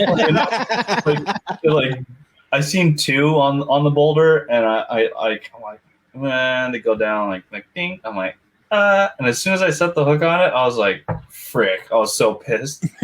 Like as soon as I stuck it, I knew. I was like, oh, this is a giant. Damn it. It comes up, it's a 5. I was like, frick. Dump it. The other one's still there. I'm like, okay. And I go down, find a little rock pile, had like I catch a 3, catch a 3.5, and then I catch a 2 or something like that. I'm like, oh, there's fish here. And then I see a whole bunch of others. I'm like, okay, they're around here. Try to bump up a little bit more. Didn't see much. I'm like, all right. So I had like 17, maybe 18 pounds. They want to practice. Day 2, I'm like, well, I got to find a backup in case that just goes to crap. And so my whole thing was I'm going to dedicate time in the river. I caught 1 4-pounder and a 2-pounder on day 2 of practice. So I was like, well, that was fun fishing the whole elites thing, you know. My eggs are now all in one basket. Yeah, I'm just like, well, I mean, I got one spot to go and hit. And I mean, it wasn't one spot, it was like a series of spots, but it was like I got one area that I'm going to focus in on, and that's it. And however it plays out will play out. And hold on, before day 1 starts though, day 1 blast off, were you mentally preparing to walk away from the elites? Oh yeah. Oh, I was mentally preparing that before St. Clair. Really? Oh, dude, it was like did you start like lining up job interviews? I mean, yeah, I've already been in the process of getting a fishing show going. So yeah. He's getting his TV shows. So I want, you know, that's still my goal. Sure. And that's something that I ultimately want to do. So that's still brewing. Was I okay with it? Was I at like this peace with it? I had to. I mean, because again, you can't control your destiny. Right. You can't. As much practice and time and effort you can put into something, you're still at the mercy of God and of the sport. Yep. And so, however, it's like I really kind of let go of everything and not really focus too much on how I needed to finish out or whatever until day 1 happened. And then I was like, we're still in this thing. And that's when Let's do it. that's when I got like, okay. But it was nuts because, yeah, I was, on blast off. I'm like, well, I honestly don't know how today's going to go. I could either fall straight on my face or I can maybe have 19 Because pounds. she was rough that day. She was blowing 25 with 30-mile-per-hour gusts sustained. I saw, I would say 6. Maybe there was a couple close to 8. Other guys would have called them 10s. I saw what normally takes 35 minutes took an hour and 15. And so I made the run. I timed it, made the run. And when I got into my first spot, there was 4-footers, and this is a protected area. Wow. And I'm like, and with like backwash, it was a mess, dude. Like, I'm actually really excited to share. I have one more day of Champlain that I got to edit, and then I'm going to work on the St. Lawrence one. Yeah. But day 1, and it kills me because I was trying to focus, so I didn't grab footage of traversing the big stuff. But I got a small clip, so everyone kind of has like a small idea of what it was like. But it was pretty nuts, the amount of like wash that would come over the front deck of the boat, and how difficult it is to try to fish in those kind of conditions. But I lost my first fish. Like, I actually broke it off of the boat. And it wasn't a big one. I was like, man, I hope this isn't like how the rest of this day is going to go. Especially after like my day 3. I was saying, you start having flashbacks to, so that's coming to my mind. Oh, crap. So I go to my next spot, which is a little bit further of a run, in the beginning of my series of runs my series of my little milk run that I figured out.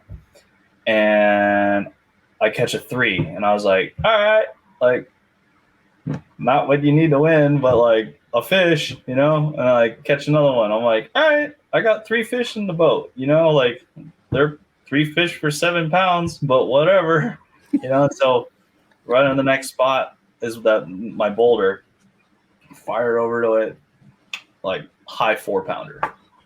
Like, it actually eats it, I set the hook, I fought it for a second, and she comes off, and I just like instantly free spooled it again, and she was still pissed, and she just swam down, ate it again, and got that one. That one was like, yeah, it was like a high 4 or something like that.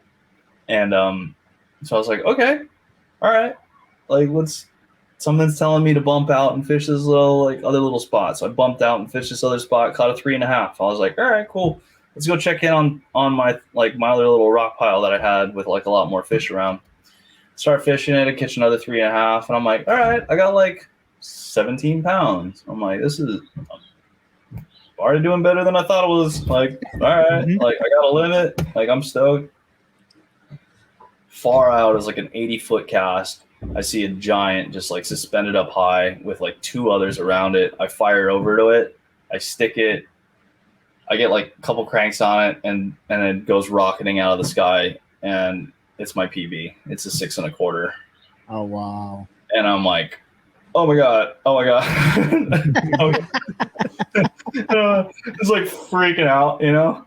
And like I get it close to the boat, and I get to see it. I'm like, dude, this is a freaking mag. And in my head, I'm like, oh, it's like a solid 5, you know. But like when when you fish there, it's like a 5 and a 6. They're close, you know. Yeah. But when it got real close, like a foot under the water, and I got my hand underneath it and actually scooped it into the boat, I was like, oh, dude, this is a giant. I threw it on the scale, and I was like, oh, bro, like let's go. Like that one fish, I knew. I'm like, all right, like I got like 21 pounds or something like that. I'm like, this is sweet. Like I called out like a 1 pound, like it was like a 2 pounder or something. I called with it, and then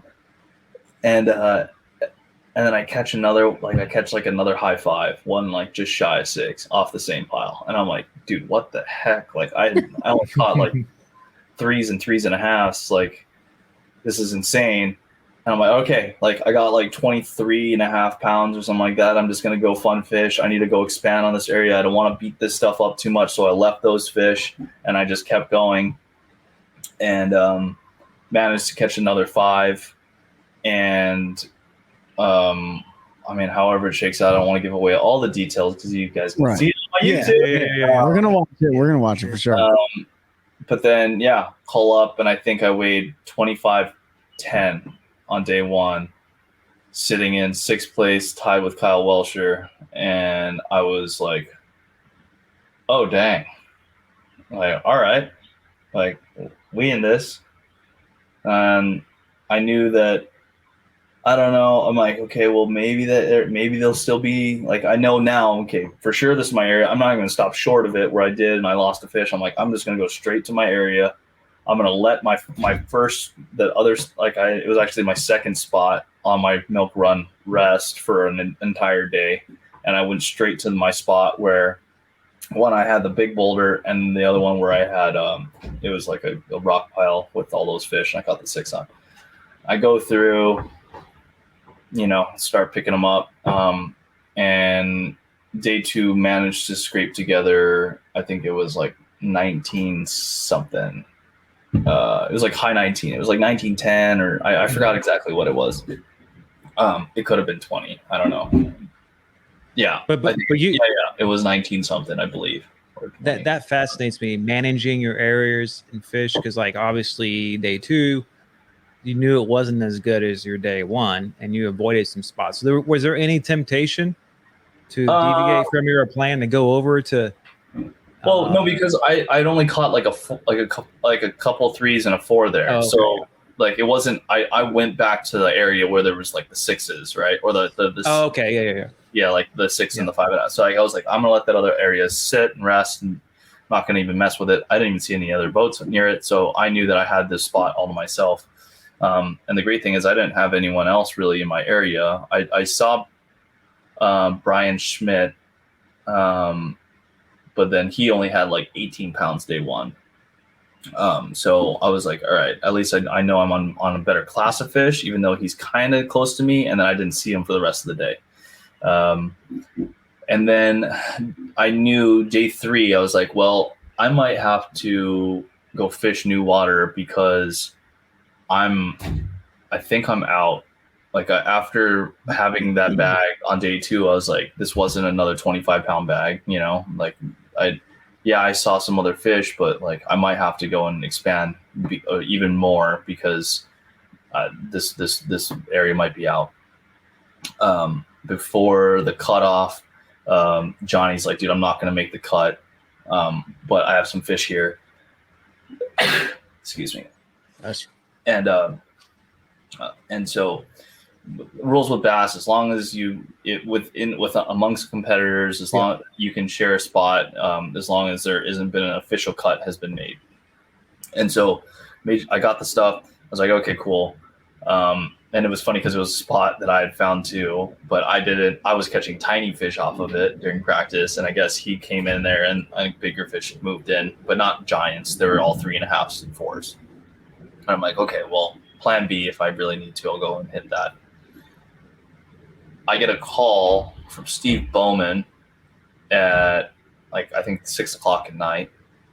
And he's like, hey man, I'm bummed that you won't be with me on Live Mix tomorrow, but I'm way happier that you're fishing for your career. You have to beat 5 guys tomorrow to stay on the elites. And that was like a conversation that I don't think I'll ever forget, because I was like, well, I was trying to not get all stressed out about the situation and like add unnecessary pressure. But now I actually have a number in my head of the amount of people that I have to beat to stay on the elites.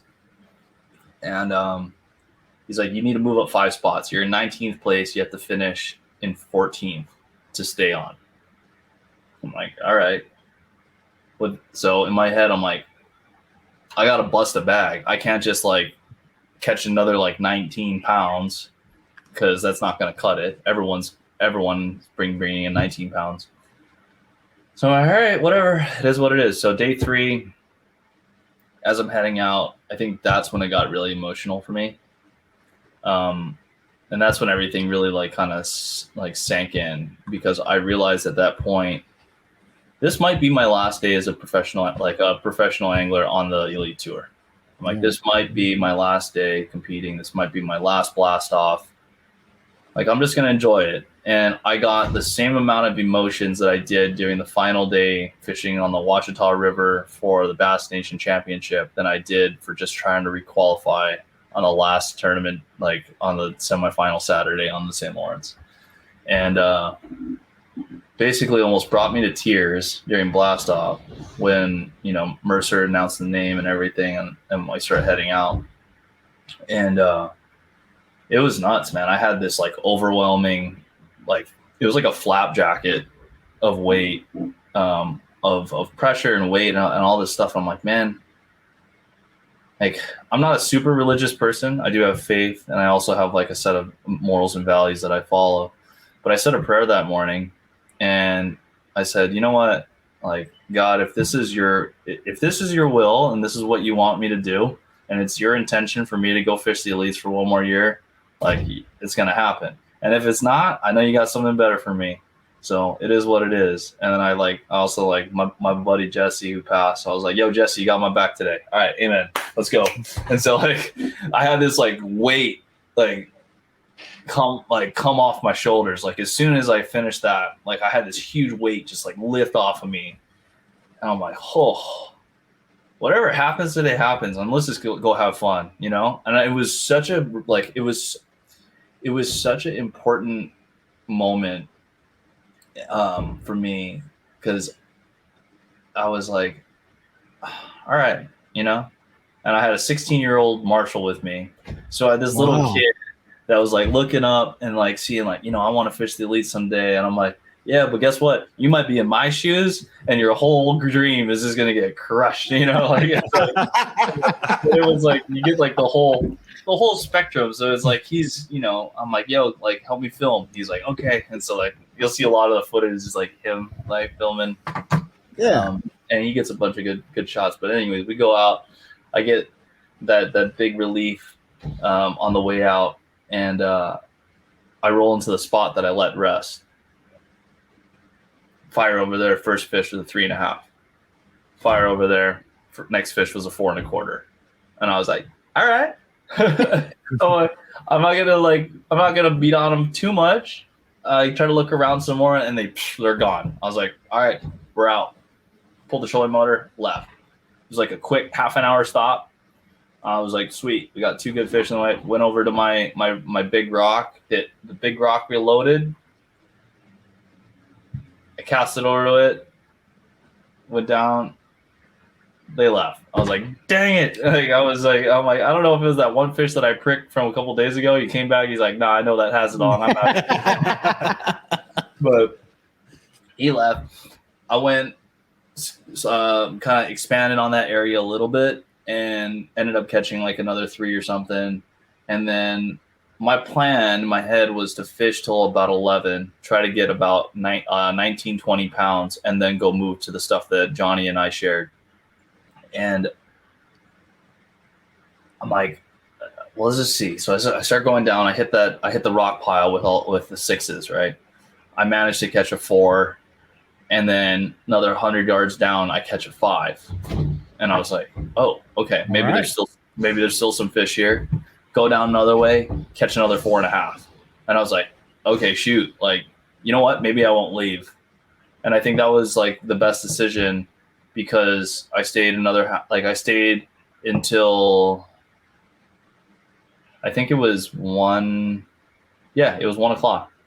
My plan was to stay until 11, but I'm like, I'm gonna let the fish dictate this day, and the bite dictate the day. And I stayed till about 1. I managed to catch another 4, and so I had a 5, 2 like high 4s, a high 3, and then another like 4.25 or something like that. So on my scale, it said 21 and a half. And I was like, well, it's better than yesterday. They're still around. Yeah. And I'm like, I know I need to like call up some. Like, I don't like, this might be enough to move up like maybe 3 spots just based on the average. And so I'm like, hey, we're going to go hit that one spot that I was telling you about, my plan B. He's like, all right, cool. So he starts like coming down. I get my snowboard goggles out. And so I got my snowboard goggles out. We're like running through like giant freaking droplets of rain. And this kid's like from St. Lawrence. So he's like, dude, I've seen some crazy stuff. I'm like, I bet you have in your little 16 like span of like 16 years. Like they have like gnarly storms up there. And it was nuts because I'm heading to this spot. It's a long run. It's probably like 20 minutes from where I'm at, and I'm heading over there. And there's this shoal that I see on my map, and I'm like coming up on it, and there's something that just tells me, hey, stop in on this shoal. And like it was in the middle of nowhere, and it was like about halfway to the spot I wanted to actually go to. And I'm like, I gotta listen to those. And so I literally came off of it, put the boat down, trolling motor up, started looking around. Within 5 minutes, I see 2 bigs cast over it. It swims down, eats it. Set the hook. It's like a 4.5. And I'm like freaking out. I'm like, I need to get this fish in the boat. And I scoop it, get it in the boat. And I was able to call that high 3. And so now on my scale, it said like 22 and some change. And so like in my head, I was like, okay, I know Bass's scales were a little heavy at the time. And I'm like, all right, like I think I'll have about 23 pounds. Like I think that should be enough, but we're going to keep going for it. You know, we're going to keep grinding. Yeah. At this time, it was 155. And I had to start heading back at 2:15 to make it back in time. I start looking around some more. And at 2 o'clock, my trolling motor just goes click, click. Completely dead. Dead. I had not killed those trolling motor batteries once all season. I run 2 36-volt, 40-amp-hour powerhouse lithium batteries. I never killed those things. Come to find out later that the outlet that I was plugging into the night before was not working, huh? No. there's also twinkly lights that was also plugged into this, and this is what my girlfriend calls them, is the Twinkly lights. twinkly lights. She's like, "Oh, babe, there's twinkly lights," and I'm like, "Yeah, there's twinkly lights." She's like, "Okay." Like, so she goes to, close up shop at the end of the night. I'm in the shower. She shuts the twinkly lights off. She turns off the twinkly lights, also turning off the charge of my boat. And I'm like, "Babe, you almost costed me my career."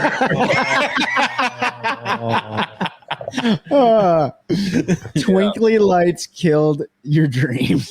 Yeah, I was like literally this close, and it's so funny how it's like sometimes like you can think you can control everything, but just someone that's just like, oh, like harmless is like, I'm gonna just turn off the lights outside. So like, yeah, that little tip and trick, make sure you're always on an independent outlet outside that does not coincide with any switches that are nearby in height of children or your significant others. And you're gonna carry an outlet tester next year and stick it in. And I always carry the cords that light up when you plug them in. Yeah, right. Yeah, I do the same, but this was like outside when you go inside. So you were done for the night. But talk about everything lining up and just that last event. You had just enough juice to get that last 4.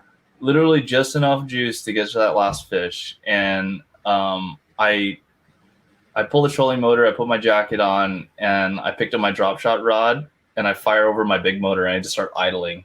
And my marshal's like on Snapchat. He's not supposed to be on Snapchat. He was just like Snapchatting. He's like, look what my bro's doing, and I'm just like, I'm like, oh, there's one, like, and literally off the big motor and just using my 2D in the back, and dropping on them. I got 2 bites. They actually broke off because of the amount of quagga that are over there, and I think I had too much scope that was out.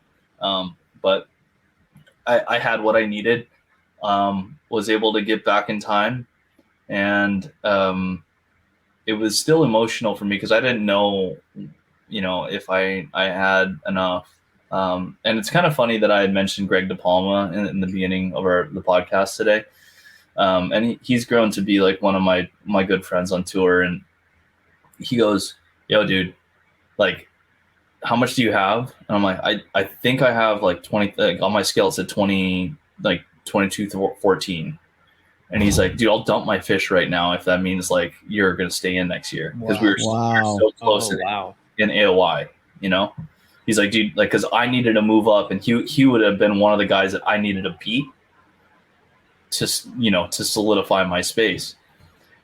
And I was like, "How much do you have?" He's like, "I don't know, like maybe like 20 pounds." I'm like, "What'd you have yesterday?" And we did the calculations, and in my head I was like, "Oh yeah, no, I got you by like 2 pounds." And he's like, "Dude, I'll dump them, right?" I'm like, "Nah, dude, you're good. I think I got you." And then like Brandon Polinick was right there, and then and John Kelly was there. He's like, "Wait, what? How much?" And they were all doing the math. They're like, no, I think you're good. So I was like, "Okay, yeah, Greg, don't dump the fish." And so Greg actually said it on stage. He's like, "Yo, dude, like, I would have dumped my fish for Matty Wong to stay on tour." And so it meant a lot to me. I didn't hear him say that, and then someone actually coming around and told me later that he actually said it on stage. I was like, that was like the most realist thing that someone could have done. Yeah. As like part of this like fraternity, if you will. Yeah. Of like you develop certain bonds with these guys, and I know for a fact that I have friends like for a lifetime now, just because of like what you actually go through on a day to day when you're actually on tour. So it meant a lot that he even offered that, and it was crazy because Emily with Bass, she comes up to me and she taps me on the shoulder. She's like, "Hey, stick around, top 10, right? We're gonna do the announcements." And I'm like, I didn't look at my phone at all. I was so surrendered by everything that I'm like, whatever happens. So I didn't look at Bass Track. I didn't see where I was at. I didn't like check anything out. And then Bowman comes up to me. He's like, "Yo, dude, good job today. Like, I think you made the top 10. And I'm like, "What do you like? What?" And like, you're the second person that says like I'm in the top 10. And then I like look, and you're like, "Yeah, Bass Tracks has you in 9 right now." And I'm like, "Well, there's a bunch of sandbagging MFers, bro. Like, I ain't gonna Yeah. like, all these guys are sandbaggers, bro. Like, there's no way." And I'm like, plus we have like 15 minutes left. Like, the amount of fish that get caught in the last 15 minutes of an elite derby that changes so much of the standings is astronomical. It'll blow your mind. And so I was like, yeah, there's no way. You know, like, I'm not sick. But in my head, I was like, you know what? Regardless if I made the top 10 or not, like, that would be sweet if I top 10'd it. But I think I moved up enough from 19th, let's say if I just finished out at 12, to requalify. So there was like, it was like about an hour and a half of the most just freaking brutal anxiety of just watching every person weigh in. My girlfriend was there. Johnny was sitting next to me. Like, also just like, we were both like little high school girls, bro, like on our phones, like refreshing. Like, okay, Zaldane needs to crap the bed. Like, so-and-so needs to crap the bed. We were just like going down like the lines. So like they would come up and they would weigh, and they would be like pretty close on their bass track. And I'm like, this is the first time I've seen any of these fools come up, like remotely close on their bass track. I'm like, dang, dude, was I the only one sandbagging this tournament? Like, I was just like, all right. And so that's right, because I think I messaged you on Instagram after day one. I think I said sandbagger. Yeah. You were 3 pounds heavier than what you had on bass track, whatever it was. I was just like, you know, like when I caught the 6 and like it was like a 6 1/4. I think I told him to put a 6 in though. But the others on Snapchat. The other 6. Yeah, no, but it was funny. Well, no, because day one I didn't put a single fish in. I know. That was the most stressful day of my life. Pete was texting the group like Matty he's dead. I don't know. Like, Matt is either dead and didn't catch anything, or he's got a sack and he doesn't want anybody to know. I've learned that if you're by yourself with no marshal, the amount of time that it takes to pull your phone out and enter a fish in for bass track will be enough time for you to catch 2 to 3 more fish. Exactly. So it's not worth it. As much as in my heart I was like, man, I'm gonna give all the homies like anxiety today. Like they'll be stoked on like the tail end. And so when I did end up having that bag, I was like, all right, this is gonna be fun. Yeah. Yeah. So I think I text you immediately. What did you end up finishing the last derby in? What place were you in? So last day I went out, I caught 25 pounds again. Yeah. And I didn't move 6, up. right? No, I didn't move up a single spot. I finished 9th. Yeah. Finished 9th? I finished 9th. Yeah, it was wild. I mean, the rest of the boys, they were on like the most I could have moved up to was 6th. Yeah, because how far away they had like ran away with it. It was pretty stupid. I felt it's funny you talked about like refreshing bass track and stuff on that 3rd day, because I kept doing it too. I was doing the same thing. Like literally, like I'm saying the same thing. Like I hope Zaldane's 0. Somebody's boat needs to break now. but for real, dude. So day 3, like you're like sitting in 9th. Was there any part of you like, dude, I don't even want to go fishing tomorrow? Like, I know I requalified. No. I was like, so at that point, I knew that this was going to be the first time in my professional career that I was going to have 0 pressure on an incredible fishery just to go out and have fun. Okay. Yeah, because the Sabine, even though like it's a grind. We talked about that. But you get the pressure. You could go out and you could have won it, right? You were pushing away from winning. Yeah. St. Lawrence, you knew you weren't going to catch up to those guys. There was no chance. I would have had to have like a 40-pound sack, which like, you know, I would have had to beat all of my PBs and caught 5 of them. You know, it's like there's just like it would have 7. You know, 7. Yeah, 7. I would have like 1 lead weight, 2 lead weight. Yeah. This isn't walleye fishing, Trey. This ain't walleye fishing. Come on. Oh man. No, but dude, I can imagine. Yeah, that had to just. I'm already just go out and have fun. I'm already balding. I feel like I got more bald that day because like Pete was texting the group.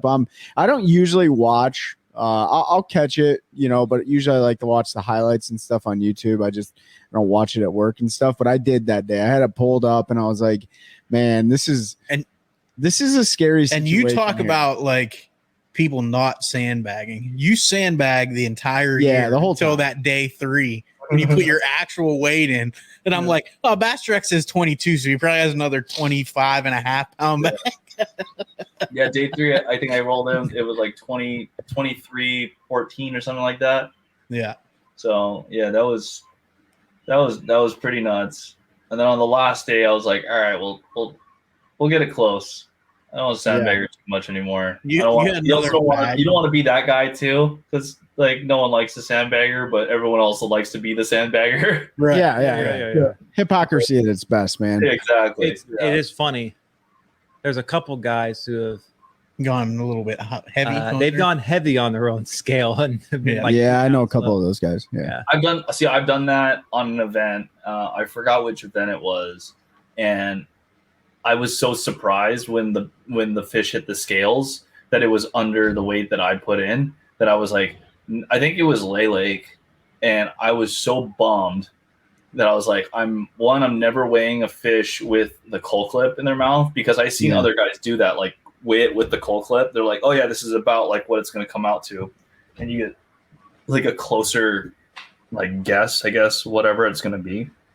And I'm like, no, I'm gonna weigh it, and which way with how turbulent the water was, I was gonna enter it in on the lowest scale of which it clicked on. There you go. I'm like, that way I shot, like I'm erring on the side of lower weight. I know that I'll have a little bit of at least like a half a pound to a pound buffer, and then it gives me kind of a better understanding versus to overshoot it, and then that can also screw you up in your decision making too. And fish lose weight in the live wells. I know a lot of guys that don't weigh anything until fish number 5, right? You know, you start looking in the live well, you got, crawfish and shad, and I don't know what else they're gonna burp up in there. They but dry out too, some too. So. Yeah. I mean, it's more so that they tense up, right? They tense up and they relax, and then in that relaxing period, they can also throw up rocks. I've had rocks in my live well, crayfish, shad, bluegill, all of it. Yeah, and you can't put any of that stuff back in based on Bass's rules, right? Nope. Yeah. Nope.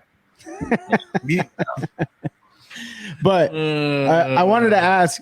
So what did you do that night, man? Like everything's all wrapped up. Like what did you guys do? You and your girlfriend, did you just go out and get some chow? Did you go back? Wanted to. Bro, trust me, I wanted to. I wanted to go and celebrate. That was the night I wanted to just like soak it in and celebrate. I had to catch a flight Tuesday morning. So I knew I had a full day of work I had to get done prepping my boat out on Monday. So after I literally got my check from Bass, I went back to the Airbnb, we packed our bags, and we drove 6.5 hours back to Ohio after I fished an entire 2 weeks in a row. So that was brutal, dude. It was that was the best drive of the year though, wasn't it? I floated most of the way there, so like the wheels didn't really touch. So that was like meant for great gas mileage, but it was cool. I didn't get on my phone out of respect for my girlfriend in the car with me. Otherwise, I'm just like writing like novels, like if I'm driving by myself. But then I'm like, hey babe, like respond to this, or hey babe, respond to this, But besides that, like I didn't really touch my phone. And so it wasn't until. Because even Monday, I had so much I had to get done that I had already I had over 100 messages on my just in my messenger, and then another couple hundred in Instagram, and then also on Facebook that I had to go through. So I'm like, I don't even want to touch this right now because I want to make sure to give everyone the time that I want to be able to respond and thank them. And so when I was able to actually kind of settle in. At the end of the night, because we had to fly out. My buddy Sean picked us up at 5 a.m. on Tuesday, so it was like a pretty gnarly gauntlet. And then that's why when I landed back in Hawaii, I was like, okay. Would you fly for 3 days? I was gonna say, well, talk about sleeping. How do you fly? How do you fly to Hawaii? Are you a coach kid, or did you say, you know what, I deserve this one? I'm bumping up to a pod. Oh no, bro! Are you kidding? A Chinese, bro. I try to be as frugal as I can. I mean, So what you're saying So is you you slept in rode the in the bathroom? luggage bin. Yeah. You're good. Like, just shove me under the plane. We'll be all right. Yeah, no, it's funny though because my mom's. I always make that joke. Like I'm in Hawaii. We say pake, which is like the pigeon term for Chinese. But my mom's more cheap than my dad, and my dad's the Chinese one. Yeah, I think now that I'm home, I've been treating myself to the things that I enjoy, like the expensive restaurant that I like that I would only go to like once a year. I went there. I went to the tackle shop and bought a couple rods and a couple reels, like those things because I haven't been spending money on tour. Like I've been really, really good when it comes to like only really getting the necessities that I need and then just trying to save as much money as I can. And so, and then it got to the point where like my CPA is like, yo, bro, you gotta bump up some of these write-offs because like this was a little bit more than you projected. So I'm like, all right. That's a good problem to have.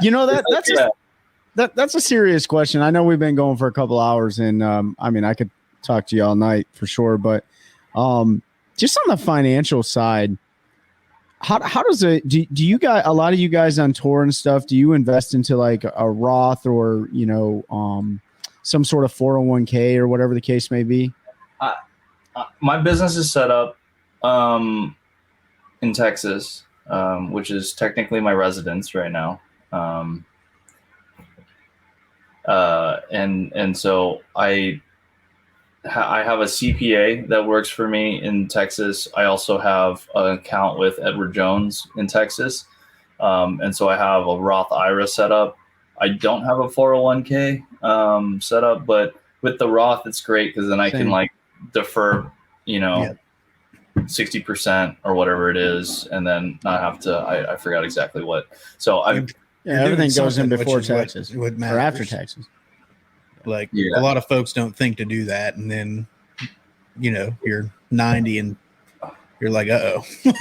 I mean, it's important. Like setting up literacy is something we don't grow up with right in America. Like that's something that unless it's in your family and you're taught that on a person, right. like someone close to you, you're not taught that in schools, which I think is complete BS. Yes. So it's a way I feel like, I don't know, we can go down a crazy rabbit hole when it comes to, the dumbing of America and how I feel like we need to be educated and from a younger age to like learn how to navigate the financial world and then the tax realm. But I feel like I tell anyone that I'm mentoring, I tell them, hey, start by put money away. Yeah, you have your savings account, but yes, start like a Roth IRA, start something else. Because if I started when I was in my 20s, I would also have you can compound that 10 times than what you start when I was like my age, when I was freaking 33, and so kicking myself, but I'm like, whatever. Now I'm able to take money that I would have otherwise gave away to the government to now give it to myself for the future. I think it's just a way better investment than having just literally like, okay, here you go, Uncle Sam. That's right. So I was just saying that you said the word mentor. This will probably be my last like serious question, but who's been your mentor, man, along the way? Or obviously there could be several, but who's been that one person that you really can lean heavily on? It's a group of people. Is it?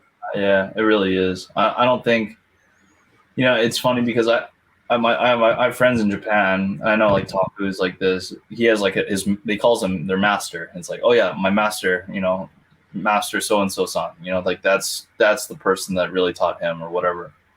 And for me, I wasn't that lucky to have one person that I felt like had all the answers. I'm the type of person that even when I went to college and I studied religion as basically as like a minor, I was like, I like this about that religion, but I'm not going to take that whole. I'm going to take just that one little bit from that, and then I'm going to also take a little bit from that. But then, with the backbone of this, but then also when it comes to people that are mentoring me, like I have my friend Chris, who's like a financial advisor genius, who's you hear the guy speak and you feel like motivated to go and take over the world.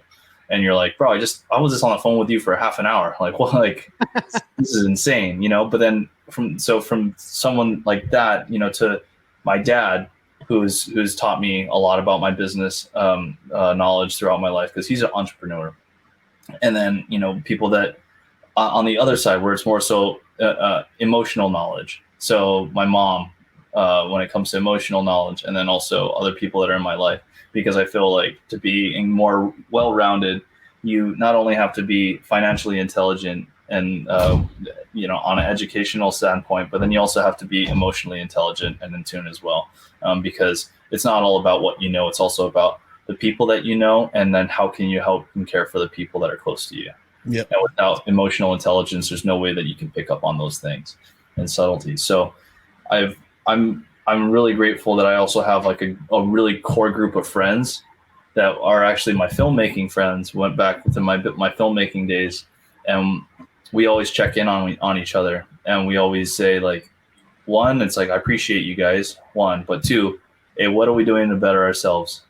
Like, how are we, like, let's get better. Like, we always say, like, yo, like, let's get better. And the crazy thing is we're all off in our own direction. Like, one's like, you know, a producer, one's a cinematographer, the other one's a screenplay. Like, he writes scripts, and then me, like, bass fishing, but we all are still best friends. And so we all try to, like, yo, let's level up. And if someone's like, if we see someone slipping or just kind of doing something that you're like, yo, and we're close enough that you can call him out on his BS, you know? And and so having that accountability, I think, is extremely important, where you surround yourself with people that are always trying to strive to, like, just do better.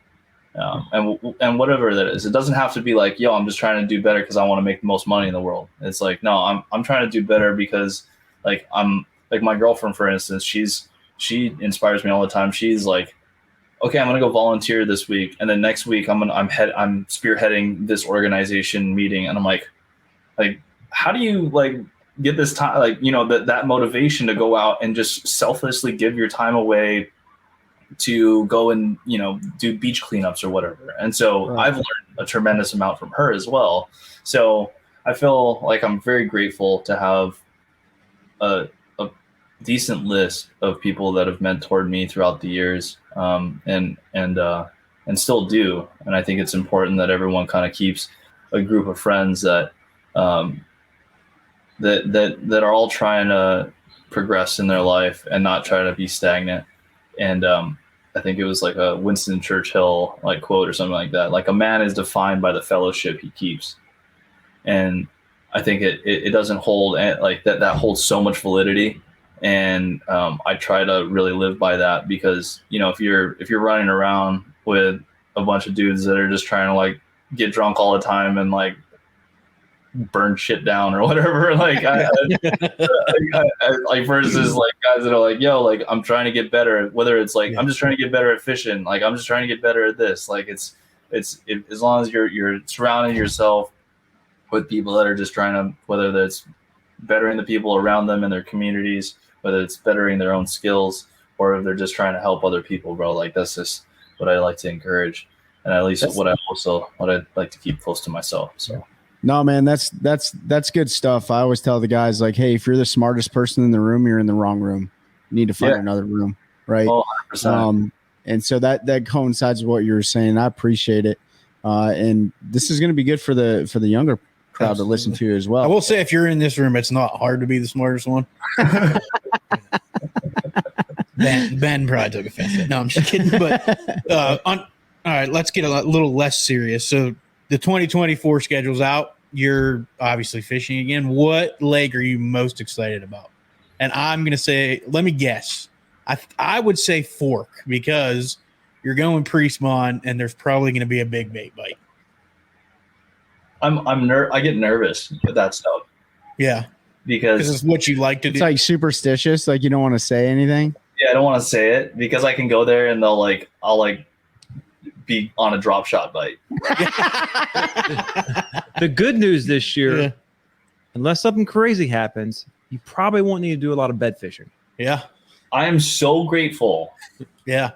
I'm so grateful for the way that this season. I mean, at the schedule.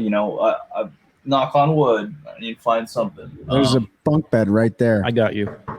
That knock on wood, we have a frigid cold freaking winter, and it just pushes that pre-spawn through, and we don't have like bass that pull up on beds in any of these events because I hate bed fishing tournaments. Yeah, understandable. I know some guys love it. I personally, for the sport and for the fisheries and the bass, like we shouldn't have bed fishing tournaments, hands down.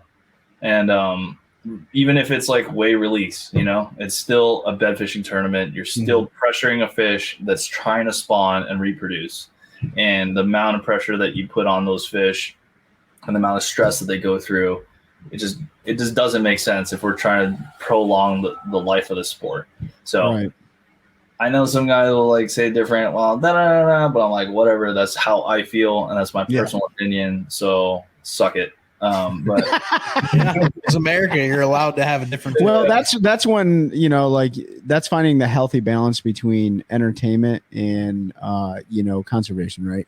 That's there's a healthy balance with it, and you're never going to make everybody happy, but I tend to agree with that. The spawn tournaments, man, like there's one every single weekend. There's one every single day almost. You know what I'm saying? So like, will it have an effect? I'm sure it will in some capacity. Oh, totally. Much. I mean, think about it. The amount of bluegill that can rush onto a bed and eat eggs, or the amount like one turtle can do on a bed after the male gets pulled off, or after like a female gets pulled off in an area, or if a female was going to lay on an area and she's like an 8 or a 10, she gets caught. Like you're going to potentially kill all those eggs. Well, stunt or even prevent her from even wanting to lay. And then if those go dormant, or if she'll die also. Like they'll literally just rot out, and then she'll die if she doesn't lay those eggs. So it's pretty wild, man. Yeah, so I'm looking forward to Fork. I heard Wheeler's pretty sweet, so I want to go and pre-fish Wheeler. I also heard Toledo is also going to be like, that's one that's been on my bucket list for a while. And the grass is back in Toledo. That's what I hear. So I'm excited for that one too. And then also to go back up north to Champlain and St. Lawrence. Yeah, why would you not want to be so happy to go back up there? yeah, but it's crazy. Like Champlain will be launching out of the same spot. St. Lawrence, now we just added an hour and 20 minutes to go run, which kind of pisses me off. But I get it. It is what it is. I'm not going to fish the river. It's just not what I don't think it's going to be one there. I don't think that it's like the deal. But it is what it is. So. Gonna have to make some type of adjustments, find some stuff in the river. I'm gonna have to spend like a day in it, and then also go and make the run out. But we'll see how she all plans out, and if it's meant to be, I'll requalify again. And if it's not, then it is what it is. Yeah, but you get to drop your worst year now, right? Since you that's 5 years. Oh, that's 5 years. Yeah, okay, one for every 5. So basically, you have like a 5-year probationary period, essentially, huh? Yeah, which is brutal. 5-year fish for your life period. That is brutal. A lot of guys don't even make it to that. We'll be there with you every step of the way. Maybe not literally, but like we will be there. We will be some cheese. I'm definitely going to go hang out at Murray that week. I'm probably going to marshal. Yeah, dude. I keep saying I'm going to marshal every year, and it's like Murray's close. Do it, man. Murray's sick. I'm really looking forward to going back to Murray too. Murray's another one that I really enjoy fishing. And that time of year, I think they'll be mostly post spawn. The herring will be going. Yeah, and I love that style of fishing. I remember a few years ago. It's been 6-7 years ago, maybe longer than that. At Murray, they had one of like post spawn tournaments early summer, and I forget the topwater bait. Oh, it's the big pencil popper, right? Well, I forget the specific brand, but you couldn't find one in the entire continental U.S. What's it, the Ima, or is it the Seville? The Seville one. Yeah. Oh yeah. There was one. Somebody went out there and caught. They wanted only throwing that bait, and you couldn't find one for a year. The Magic Swimmer. Now everyone and their mom has one. Dude, they wouldn't even touch it when I was there. Yeah. Really? Yeah. I had friends that like had them custom painted. So Johnny had a few custom painted, like a bunch of guys, like everyone had one tied on, and it was the funniest thing because like you go down, like you turn a corner, you just see like a segmented subule just like flutter like through the wind. You're like, I know what I'm not throwing. Yeah. So, A wacky rig Senko. yeah, That's all that you place need. is fun though. That place is Yeah. a lot of fun. Definitely, I learned some cool tricks about that place that I'll definitely implement again this year. Yeah, I definitely liked watching your YouTube stuff, man. Like that's really educational and informative. So definitely keep doing that because everyone's YouTube stuff, like, yeah, does it look the same? Sure, but there's people that you like and there's people that you just don't want to watch, and you're one that I like. So just keep doing that. Please. Thanks, man. Yeah. Thanks, Trey. Appreciate it. I'm just stealing all your waypoints. I'm just letting you know. No big deal. Good luck. Yeah. But yeah, man. Well, before we wrap it up, you guys got anything else that you want to hit? This is just part 2. We need a part 3 Probably be too. part 3. It's part 3 because we got some Part more stuff to wrap 4 about. and 5 and 10. We're just gonna keep doing this. We're gonna have the Matty Wong series, man. Yeah. Like that's the way we're gonna do it. You know what I have mean? you once a month. Jump on. We're gonna talk about all kinds of stuff. Yeah, for sure. Matty, plug it up, dude. Who do you want to give a shout out to, especially after this season? Well, I mean, I got to do the obligatory sponsor thing. Absolutely. So I'm gonna, so I don't forget anyone. You gotta have the list, man. That's have the pro. list. That's how you know you're a pro.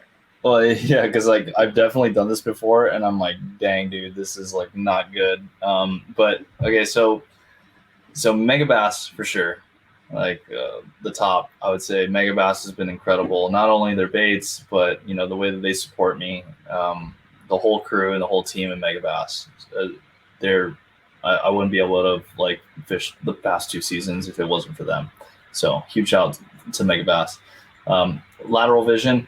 You guys have been wearing the swag, which I really appreciate it. Seriously, man.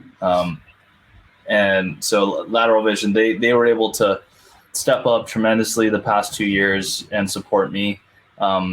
They won't be able to continue on for my 3rd season. And I completely understand where they're coming from. My buddy is having a kid who's one of the owners over there.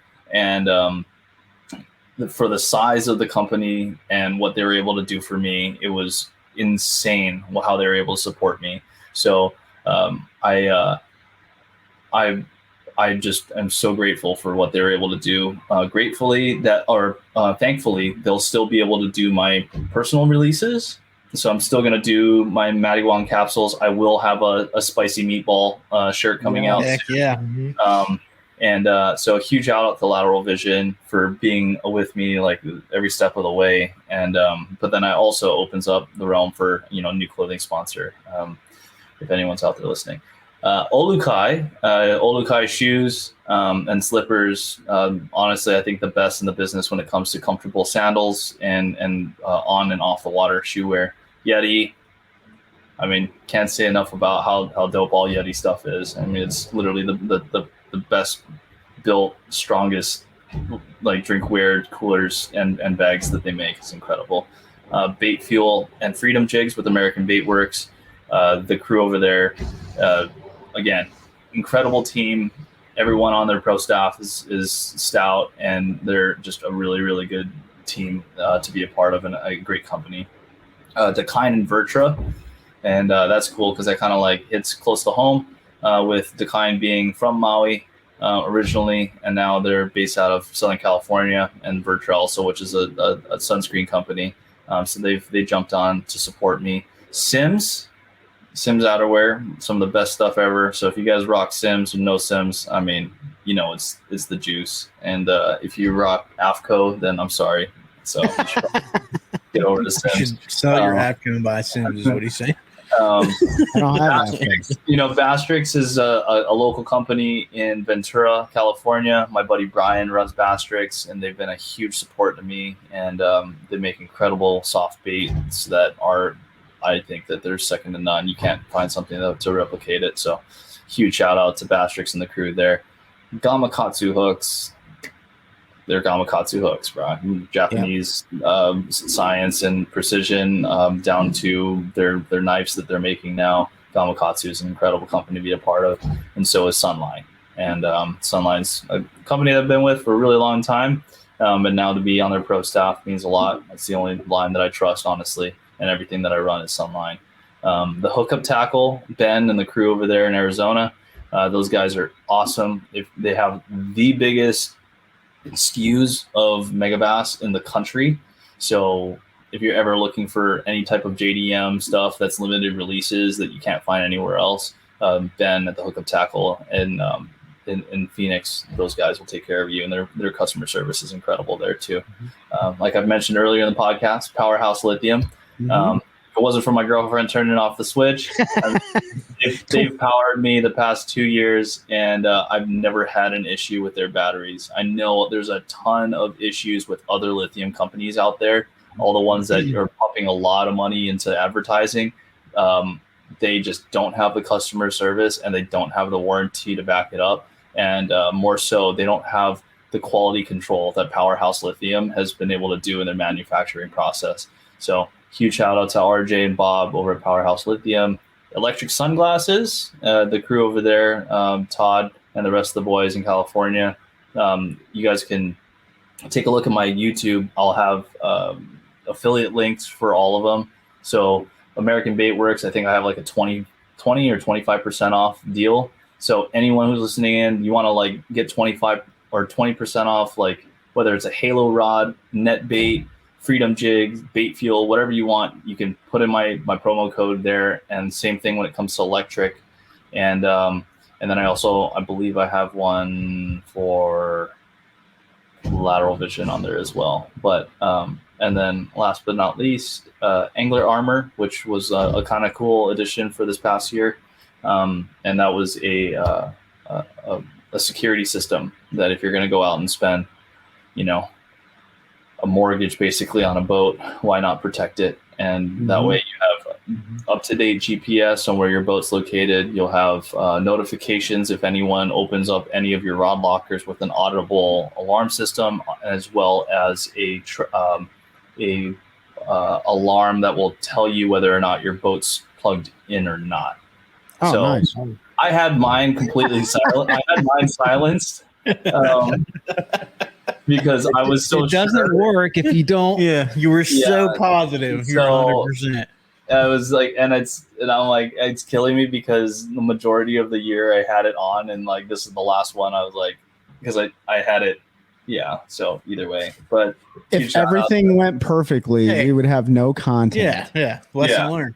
Yeah. So you would have no stress. We would have no content. It's fine. True. Will it alarm if you're driving down the highway with a 100-foot extension cord still plugged into your boat? That's what I want. Yeah. That's what I really want to know. Those are the incredible companies that support me, and I look forward to, keeping on with a majority of them for this, this coming year, and hopefully I might be able to add a couple more. And then there's also I will have a title sponsor space open with Lateral Vision, so kind of keeping things open for that, and I'm excited to see where potentially can go, and I'm pumped for this next coming year. I appreciate you guys having me on and letting me shout outs and stuff. Oh yeah, check out my YouTube if you guys haven't already, Matty Wong Fishing. Yep. Follow me on the Instagrams, Matty_Wong, and then also on my Facebook page, Matty Wong Fishing as well. TikTok, I think, is the same. I noticed you've been posting on there more. I've been trying to, a little tiki-taki. I see you chasing some octopus around and stuff. So I did see that. That was dope. They're fun, dude. Yeah, I love adventuring. Well, dude, hang out on the line for a second if you don't mind. We definitely appreciate you running us through the last 24 months, or I guess whatever. And you're here now and you're requalified, and we're going to be there with you every step of the way because we're excited to see your journey and continue along with it. And then folks just listening, go check out the fundraiser link that Pete's going to insert into the description, and go help those families out in Maui that were devastated by the wildfires and stuff like that. So It takes a village. Matty Wong, thank you so much. Appreciate you. Ben, Pete, you got anything? Nope, just all of Matty's stuff will be linked below. The fundraiser will be linked below. Remember, if you donate, whether it's $1 or $1,000, send a picture of that receipt. They won't have any of your information other than your name on it, and we'll do a little giveaway for that. That's right. And we'll prove what we're out here to do, and that's to grow a culture of anglers helping anglers one cast at a time. That's a good one. That's a good one. Oh God, it's a toad, son. It's a toad, dude. Yeah. I wake up to a little bit of drool on my pillow, feel like it's gonna be a bad day.